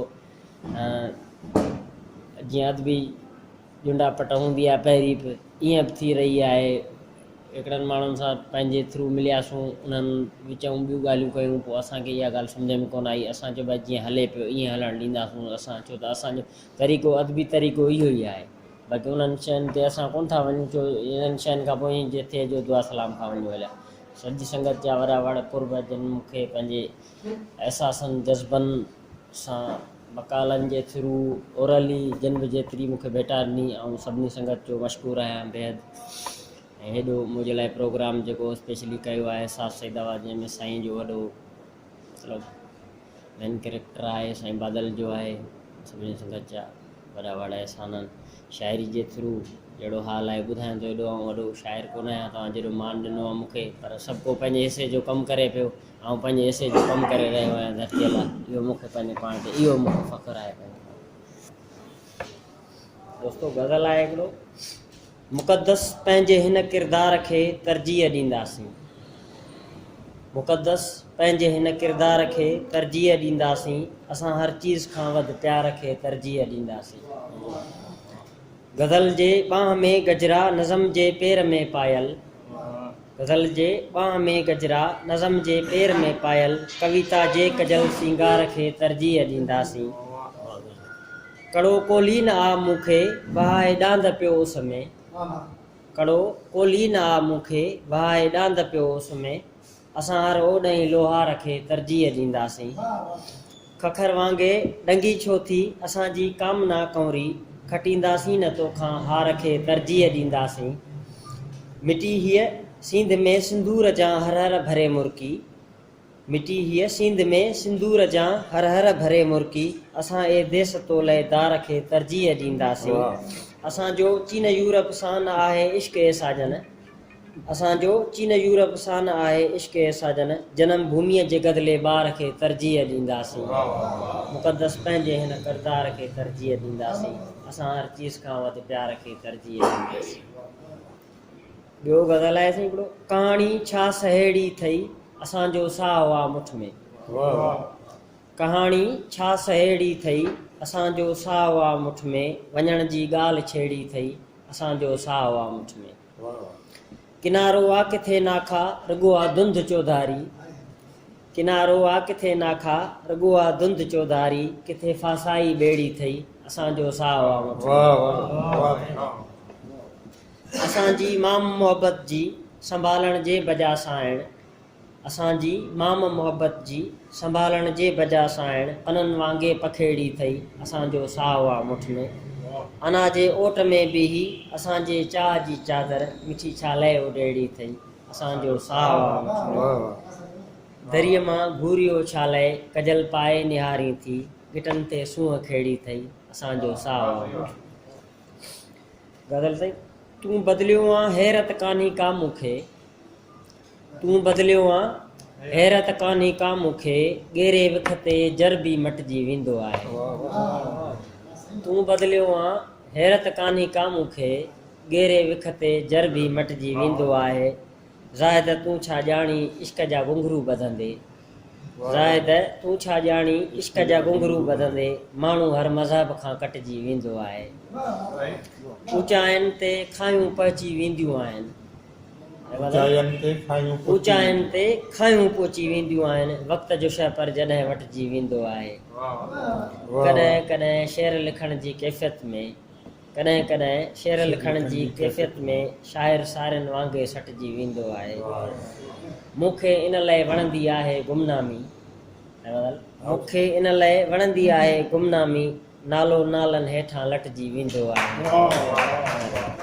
मूंखे इन लाइ वणंदी आहे गुमनामी, नालो नालनि हेठां लटिजी वेंदो आहे।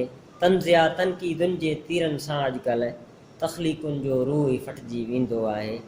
विधवा साजण टारी लॻंदी आ मूंखे, जंहिंमां साजन गुलड़ो पटिजी वेंदो आहे। तूं बदिलियो आ हैरत कान्ही खां मूंखे, ॻेरे विख ते जर बि मटिजी वेंदो आहे। निंड जी नीरी दुनिया में तूं हुए, निंड जी नीरी दुनिया में तूं हुए, रात भर तुंहिंजो कड़ो खड़कियो पए। बेवसीअ जी हिकु चिठी हुई बेड ते, बेवसीअ जी हिकु चिठी हुई बेड ते ऐं पखे में लाश को लड़कियो पए। तुंहिंजे गाॾीअ जे अंदरि हीटर हुयो पर नंगो फुटपाथ ते थड़कियो पए। पहिरियों बालिक जे अखियुनि में मुंहुं ॾिठो, ख़्वाहिशुनि जो को झंडो फड़कियो पए। लोक ॿारण थे ॾिनो मजरूब खे, हू सब्र जे बेग में बड़कियो पए। बर्फ़ सां जन थी वियो मुंहिंजो बदन, देश पोइ बि दिलि अंदरि धड़कियो पए। भाग पंहिंजे ते भाड़ियूं केसी, बुख निभागी चॿाड़ियूं केसी। ख्वाब ताबीर था घुरनि यारो, ख्वाब नेणनि में वाड़ियूं केसी। कोई चंड ते वञी पुॻो आहे, तूं त मारींदे आड़ियूं केसी। आड़ियूं केसी। भेण मासूम ते हणी तोहमत, भाउ हणंदो कुहाड़ियूं केसी। केसी स्टेज ते तूं रहंदे आहीं, आऊं हणंदुसि बुताड़ियूं केसी। जो न साजन पुॼाए मंज़िल ते, धूड़ दग सो लताड़ियूं केसी। भाग पंहिंजे ते भाड़ियूं। वाई आहे पाण त गॾिजी मेड़ींदासीं, छा लाइ आख़िर झेड़ींदासीं, शाम कंडीअ मां सिंगरियूं छणंदियूं। पाण त गॾिजी मेड़ींदासीं, छा लाइ आख़िर झेड़ींदासीं, शाम कंडीअ मां सिंगरियूं छणंदियूं। मुर्कुनि जे औज़ार तिखे सां ॾुख जा लाह उखेड़ींदासीं, शाम कंडीअ मां सिंगरियूं छणंदियूं। हिकिड़ो लाटू हिकिड़ी डोरी वारे वारे वेड़ींदासीं, शाम कंडीअ मां सिंगरियूं छणंदियूं। पाण ढगनि में हर खे जोटे, धरती पंहिंजी खेड़ींदासीं, शाम कंडीअ मां सिंगरियूं छणंदियूं। केॾो सुंदर सपनो साजन, जग में प्यार पखेड़ींदासीं, शाम कंडीअ मां सिंगरियूं छणंदियूं। गज़ल ते कंहिंसां मुलाक़ात करे आयो आहीं,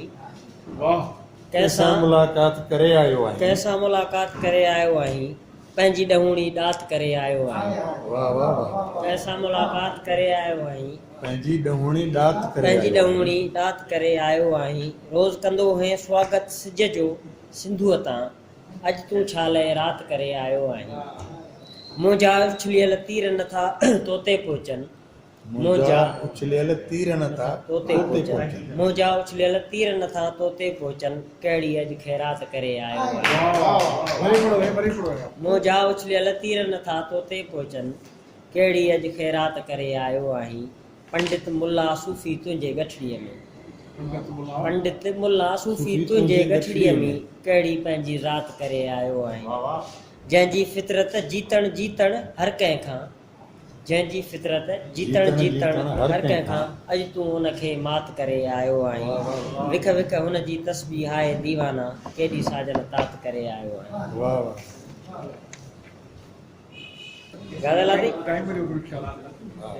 जुड़ाली शाम होलीअ जा हवा में रंग फैलाए, वही केॾां चोलीअ जा हवा में रंग फैलाए। भिटनि ते डेल जा डोड़ी, गुलाबी गीत को छेड़े, थरी नींगर थी ॿोलीअ जा हवा में रंग फैलाए। मुहाणी थी बतेले मां ॾिसे मुर्के इहो मंज़र, सिंधु पियो दूर छोलीअ जा हवा में रंग फैलाए। मुझाए केतिरा माण्हू घड़ीअ में हुन छॾिया आहिनि, सुगड़ वियो आहे परोलीअ जा हवा में रंग फैलाए। ॾिसनि था बुर्श मुसवर जा छड़ीअ जी ढाक खे घूरे, जवानी पई घड़ोलीअ जा हवा में रंग फैलाए। बुखायल ॿार धोखे में सुम्ही पवंदा अड़े साजन, पथर जो चंड लोलीअ जा हवा में रंग फैलाए। चवनि था जंग लॻणी आ, पखियुनि खे थी वई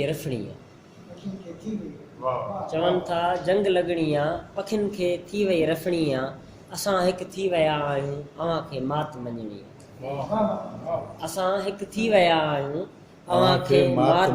आ। भञण ॾे कर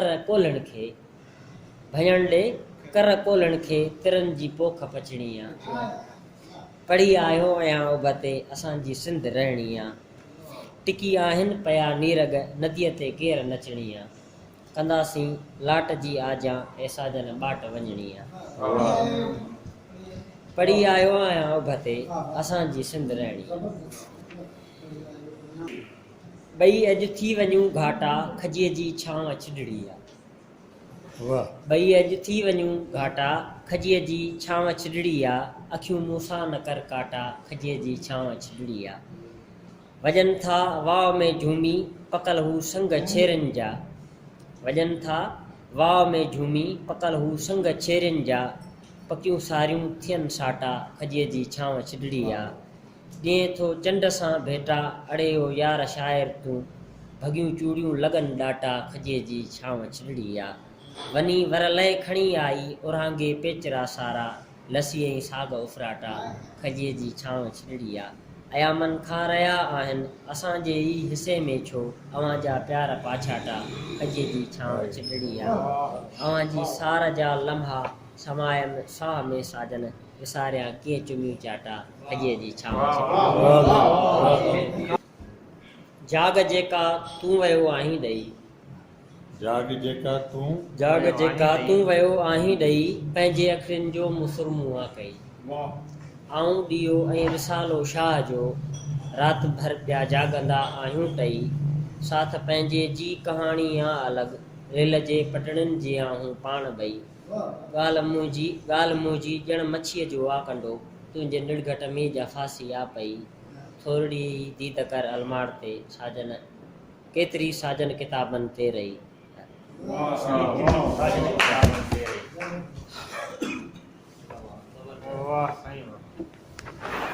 वाह साईं अली साजन। अली साजन पंहिंजी शाइरीअ ज़रिए असांजे दोस्तनि खे ख़ूब महज़ूज़ कयो आहे, हिज़ो हासिलु कयूं। अहिड़ियूं शामूं जेके आहिनि ख़ुदा करे हमेशह थींदियूं रहनि, मल्हाईंदा रहूं, दोस्त ईंदा रहनि। हाणे मुंहिंजो ख़्यालु आहे सदर साहिबु पंहिंजे मन में काफ़ी कुझु सोचियो वेठो आहे, शाइर बि आहे, मुहक़िक़ बि आहे, हुनखे मौक़ो ॾिजे त हू पंहिंजनि ख़्यालनि जो इज़हार करे अली साजन जे हवाले सां, महफ़िल जे हवाले सां। साईं दोस्तों हक़ मौजूद ही जो अदबी संगत जो क्लास आहे इन में भले सिंधी अदबी संगत जूं दस्तूरी गजाणियूं न थींदियूं हुजनि सैदाबाद जूं, पर साईं बादल जमाली असांजे सिंधी ॿोलीअ जो तमामु महान कहाणीकार आहे। उन जे सेक्रेटरीशिप में जेके कुझु ॿ प्रोग्राम अटेंड कया आहिनि या आयो आहियां त मूंखे ॾाढो इहो थियो त ही माण्हू जेके आहिनि सो हिकिड़ो दर्द ऐं हिकिड़ी मिटी में लटियल ईअं सम्झो त हीअ रज़ाक उमराणी आहे, साईं बादल जमाली आहे, हिकिड़ा एंड जी मुजिमदार थी असांखे नवां नवां मोहन जा दड़ा दरियाफ़त करे पिया ॾियनि त हीअ तव्हांजो वरसो आहिनि, हीअ तव्हांजो जेके शइ सो आउं त इहो थोरो उन शख़्स जो मञींदुसि, उन्हनि दोस्तनि जो मञींदुसि, उन रेडियो जो मञींदुसि। साईं इमदाद अली ओढो साहिबु जन जॾहिं पाण अवामी आवाज़ जा सरवाणा त उते बि हू साईं इमदाद अली ओढो साहिबु जन इहो ई साॻी ख़िदमत पिया कनि सिंधी ॿोलीअ जी, सिंधी सकाफ़त जी, सिंधी कल्चर जी, सिंधी तारीख़ जी। पर अॼु जेकॾहिं हू radio Sindh voice of London जो जेको आहे सरवाणा आहिनि या उते कमु पिया था कनि त सिंधी ॿोलीअ हवाले सां या सिंध में जेको असांजो इंचार्ज असांजो जाफ़र मेमन दोस्त आहे, इहो सॼो कमु जेको आहे सॼो जेको कोरियो आहे उहो आउं ॾिसां पियो त जेतिरो सिंधियत बि संगत पई कमु करे उनखां ॿीणो असांजा ई दोस्त सिंधी ॿोलीअ लाइ ऐं सकाफ़त लाइ वेही लंडन हुजनि, सिंधी कहिड़े कुंड कुड़छ में हुजनि, उहे कमु पिया कनि। उन्हनि खे असां सलाम था पेश कयूं सिंधी ॿोलीअ जी। ऐं उन में बिल्कुलु जेको हिसो आहे असांजे साईं अब्दुर्रज़ाक उमराणी जो घणे में घणो आहे जो असां ॾिसूं पिया त हीअ जेको तव्हां ॾिसो त सॼो जेको असांजो जेको जहान आहे इन खे सॼे संवारण में सजाइण में साईं उमराणी साहिबु असांजो हम ख़्याल ऐं हम नज़रे वारो दोस्त आहे। ऐं हू एॾो त बिज़ी ऐं मसरूफ़ माण्हू हूंदो आहे, पर उन में हिन इहा शइ बि सिंध शानासाई वारी अदब वारी जेके पंहिंजी ज़िमेवारी सम्झी जो असांजा ॾाढो अहिड़ा अहिड़ा प्रोग्राम हुन तरतीब ॾिना आहिनि। पर आउं वधीक तव्हांजो टाइम नथो वठां। डेढ पेज जो हिकिड़ो यूसुफ जे ख़रीदारनि में जे हिसाब सां मां हिन ते तासिराती पेपर लिखियो त सूहन ॼाणे नढ वॾाई, कंवल खिड़े थो गदिले सर में। हिन जो उनवान आहे कंवल खिड़े थो गदिले सर में। जॾहिं मुंहिंजे दिलि जो दामन, जॾहिं मुंहिंजे दिलि जो दामन तन्हाई जे हथनि मां छॾाइजी वेंदो आहे, या मां निंड जे ढंढ में किरी पवंदो आहियां, तूं विसरी वेंदी आहीं। जॾहिं कोई दारुलमान बेगुनाह रड़ियुनि जी पनाहगाह न थी सघंदो आहे, या कंहिं बेॾोही बदन खे गोली चुगी वेंदी आहे, तूं विसरी वेंदी आहीं। जॾहिं मौत मुंहिंजे पाड़े में ईंदो आहे, या मुंहिंजो मुल्क मस्करनि जे आङुरियुनि में फासी पवंदो आहे, तूं विसरी वेंदी आहीं। जॾहिं मां पाण में मसरूफ़ हूंदो आहियां, या दिमाग़ लाज़वाल जुदाई जे दोज़ख में धड़कंदो आहे, तूं विसरी वेंदी आहीं। हू जेको मुंहिंजे पसंदि जो शाइर आहे, इरफ़ान मेहदीअ जहिड़ो सुहिणो न बि, पर हू पंहिंजे ॾात में सदा मलूक ज़रूरु आहे। पंहिंजे टहीअ जो नो बनूं, हीउ शाइर जिन जो हिकु नसरी नज़्म आउं पढ़ी बि चुकुसि, पंहिंजे मग़ज़ में भंग पोखे ॻाल्हाईंदो आहे, ऐं लिखण वक़्तु हुन जे दिमाग़ जी भंग लाबारे में हूंदी आहे। हुन मूंखे 24 साल अॻु पथरीली ज़मीन तां ख़त लिखियो हो। माणक अदब तारीख़ जो हरामी पुटु आहे। माणक अदब तारीख़ जो हरामी पुटु आहे, जिन जा अफ़ाल जाग्राफीअ जे ब्रीफ केस में ईअं कटिजी वञणा आहिनि जीअं बारिश में लोही ताला कटिजी वेंदा आहिनि। पर मां तुंहिंजे लाइ कोई मसइलो खड़ो करणु नथो चाहियां। हिन महिल ताईं उमेद अदब खे नाक़ाबिल बर्दाश्त बनाइण में वसां कोन घटायो आहे। तूं ई ॿुधा, लफ़्ज़नि में अहिड़ी कहिड़ी ॻाल्हि आहे जा दिमाग़ या सोच में कान्हे। पूरनि 24 सालनि खां पोइ सिंध जे मोती न रोल आऊं झॾियां थो झोल जहिड़े वॾे शाइर 2014 में शाया थियल मुज़म्मिल साहिर जे शाइरीअ जे किताब ते बैक टाइटल में लिखियो आहे त हीउ दौरु सिंधी गज़ल जे लॼालुटे दौरु आहे। ऐं पोइ इहो बि लिखियो वियो आहे त हिन किताब जे शाइर गज़ल जी पत ऐं लॼ रखी आहे। सिंधी अदब ऐं शाइरीअ बाबति अहिड़नि वीचारनि ते असांजो रद्द अमल लातालकी वारो आहे। असांजी लातालकी असांजी पसंदि जी उहा जड़ी बूटी आहे जंहिंमें सभु ऐब मरहमजी वञनि था। अॼुकल्ह थींदड़ शाइरीअ बाबति मथे पेश कयल रद्द अमल जा ज़िम्मेवार असीं पाण ई आहियूं। असीं जेके पढ़ण ऐं पुरझण वारे अमल खे छॾे फेसबुक जे दुनिया खे सभु कुझु सम्झी चोटी पिया आहियूं ऐं न ॼाण रोज़ु केतिरा ई शाइरी जा किताब लिखी वठंदा आहियूं जिते साम्हूं वाह वाह करण वारनि जी वॾी डिघी कतार हूंदी आहे जेका असांजे आपे खे छुड़वा करण में का कसर न छॾींदी आहे। तॾहिं अहिड़ी शाइरी रोज़ानो अख़बारनि रिसालनि जा पेट त भरींदी आहे पर दिलियूं पैदा करे नाहे सघंदी। शाइरी जिन जे सनफ़नि जा मिज़ाज पंहिंजा माहौल ऐं ॿोलियूं हूंदियूं आहिनि। अॼुकल्ह जेका शाइरी लिखिजे पई या थिए पई उनखे पढ़ी ऐं ॾिसी करे असांखे शाइरनि जी त हिकु डिघी कतार ॾिसण में ईंदी पर शाइरी न। उहा शाइरी जेका पंहिंजे शाइराना क़दुरु न खणी बि जदीद शाइरी सजे थी। उन जदीद शाइरीअ में जिते ख़्याल जे परवाज़ खां वठी वज़न पैर जे पखेड़नि खे अकुल जो उलझा ॼातो वञे थो, शाइरीअ जे अहिड़े भरमार में असांजो साजन असांखे बिल्कुलु नओं बनूं ऐं ताज़ो ॾिसण में ईंदो आहे। हीउ नौजवान शाइर हिकु ई वक़्तु पुलिस आरो बि आहे त शाइर बि आहे। असांजे पुलिस जेका कामरेड जाम साॻे लफ़्ज़नि में केले जे फार वांगुरु ॿाहिरां सख़्तु ऐं अंदरां नरम हूंदी आहे। छा बि हुजे पर असांजी पुलिस हिकु पेशे खां वधीक रवैये जो बि नालो आहे। इहो शख़्स जॾहिं पुलिस जी वर्दी पाए थाणे जे दीवार ते लिखियल उसूल बिना यादि करण जे ड्यूटी ॾींदो हूंदो त पक सां शाइरीअ जो अखियूं सरटिजी वेंदियूं हूंदियूं। हू जेको पुलिस वारो रुॻो पंहिंजे पेशे में हूंदो आहे ऐं पेशो मजबूरीअ जो कुलछुण औलाद आहे जेको पेट जे बाहि विसाइण लाइ हर माण्हूअ जो दीन जे भाव जहिड़ो महबूब हूंदो आहे। सिंध जे राजाई तख़्तगाह ब्रह्मणाबाद वारी सरज़मीन सां वास्तो रखंदड़ हिन जो वाहण राजकुमारी जे सिंधूर में ऐं सवें सूरमनि जे रत फुड़नि जो साखी बि आहे। नसरपुर ऐं ब्रह्मणाबाद ते थींदड़ राताड़ न ॼाण केतिरा भेरा हिन जे वाहण जो रूह लताड़ियो ऐं चिचरियो हूंदो। साजन राव उन वाहण ऐं वस्तीअ मां पंहिंजे ॾात ख़ुशबू सां सुरहे डभ वांगुरु फुटी ऐं निर्वार थियो आहे जेको बावजूदि बार बार लताड़जण जे घाटो ऐं मज़बूत थी उभरंदो आहे। चवनि था अख़्तर जे ॼमण खां कुझु महीना अॻु हिकिड़ो ख़्वाबु ॾिठो हो त मां पंहिंजे झोलीअ में हिकिड़ो नांग पेई न पायां ऐं कुॾायां। अख़्तर वॾो थियो त हू उर्दूअ जो मुनफ़रद शाइर अख़्तर उल ईमान बणिजी वियो।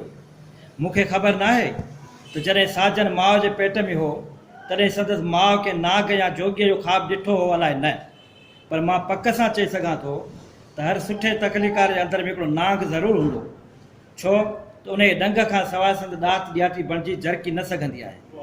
ऐं मूं उन ॾात जो ॾंग साजन जे शाइरीअ में शिदत सां महसूसु कयो आहे। भाग पंहिंजे ते भाड़ियूं केसी, बुख निभागी चॿाड़ियूं केसी, खुड़ खबी तन कणिक जी ओघड़ ॾिठी, चांदनीअ में राति वहता संघा। हिन गज़ल खे पंहिंजो तरनमय ताल आहे। हिन जूं शाइराणू सिटूं लिरिकल ऐं मौसीक़ी मध में मखमूर आहिनि। हिन जी शाइरीअ खे तख़यल खां वठी ख़्याल जो पंहिंजो परवाज़ आहे। सभु ज़हर इश्क जो हो निकिरी वियो अंदर मां, केॾो सुकून कयो जोगण जे झाड़ ते, आसमान जे गल ते परचाणीअ जहिड़े चंड जी चुमीअ जहिड़ियूं सिटूं। साजन जी शाइरी जूं सिटूं पढ़ण सां सरटिजी वियल अखियुनि लाइ थधेरो डब बणिजी पवनि थियूं। दुआ लाइ खजियल हथनि वांगुरु हिन नज़्म जूं ॻाल्हियूं आहिनि। हिन नज़्माणियूं सिटुनि में लफ़्ज़ भरती न आहिनि, पर उहे लफ़्ज़ सिटुनि जे ॾियारीअ में छेलरी मच्छीअ जा झरकीअ फथकी रहिया। शाइरीअ में अक्सनि ऐं उञाण जो इस्तेमालु नोवरनि जे भकोड़ियल चपियनि वांगुरु हूंदो आहे। शाइरीअ में अक्सनि ऐं उञाण जो इस्तेमालु नोवरनि जे भकोड़ियल चपनि वांगुरु हूंदो आहे, जेके जॾहिं खिलंदा आहिनि त छला छला तुंहिंजा वार ॾंद मोतियुनि जी कतार जहिड़ा सवें लोकगीत जनम वठंदा आहिनि। साजन अहिड़े क़िस्म जा नज़्म लिखी गीत खे अहिड़ी ॻंढ में आंदो आहे जेका ॻंढ निशानियूं लिकाइण लाइ विंगसूं पंहिंजनि गंदियुनि जे कुंडनि ऐं पांधनि में ॾींदियूं आहिनि। उघाड़ा ॿारड़ा तड़ ते मिटीअ मंझि हथ उॾण जा, बुठे मां दूंहें जूं लाटूं असांजे ॻोठ जा मंदर, कंधीअ ते थांव ऐं कोल्हण, कपर में पोर कबरुनि जा, अकनि जूं रेशमी फुलड़ियूं असांजे ॻोठ जा मंदर। कची ओताख खे लोढ़ो बनू हो ॿेर ॾे वेंदड़, पिपर जे छांव आहड़ में असांजे ॻोठ जा मंदर। साजन जे वाईअ जो वरन पंहिंजो आहे, जंहिंमें लिखियल सिट सिट खे पंहिंजी कितकिताई आहे। अहिड़ी कितकिताई जेका महबूबा जे सुणकी ॾिनल ॾोरापे खे खिलाए विझंदी आहे। जोगुण तुंहिंजे इश्क जा मन में सनड़ा नाग सुरनि था, चंग बुरनि था, मुंहिंजे पोयां मुंहिंजा पाछा छालाए यार चुरनि था, चंग बुरनि था। भगत कबीर जो दोहो आहे त चंदन आखियो बन भेड़ में रोखी हुई मन आस, मैं भी चंदन थे सां चंदन सुगंधी वास। बन में चंदन जो वण पैदा थियो, जंहिंखे ॾिसी करे नंढड़े ॿूटे जे मन में आस पैदा थी त आउं बि चंदन थींदुसि, छो त उनजो वास सुगंध भरियो आहे। सो जागीरदारी समाज में बेपरवाह वॾेरनि जे ॻोठ जो ई शाइर ईअं पंहिंजे रवानीअ ऐं जोलान जज़्बे सां लिखंदो रहियो त केतिरियूं ई शाइराणियूं दिलियूं संदसि रीस में रसबियूं ॾिसण में ईंदियूं।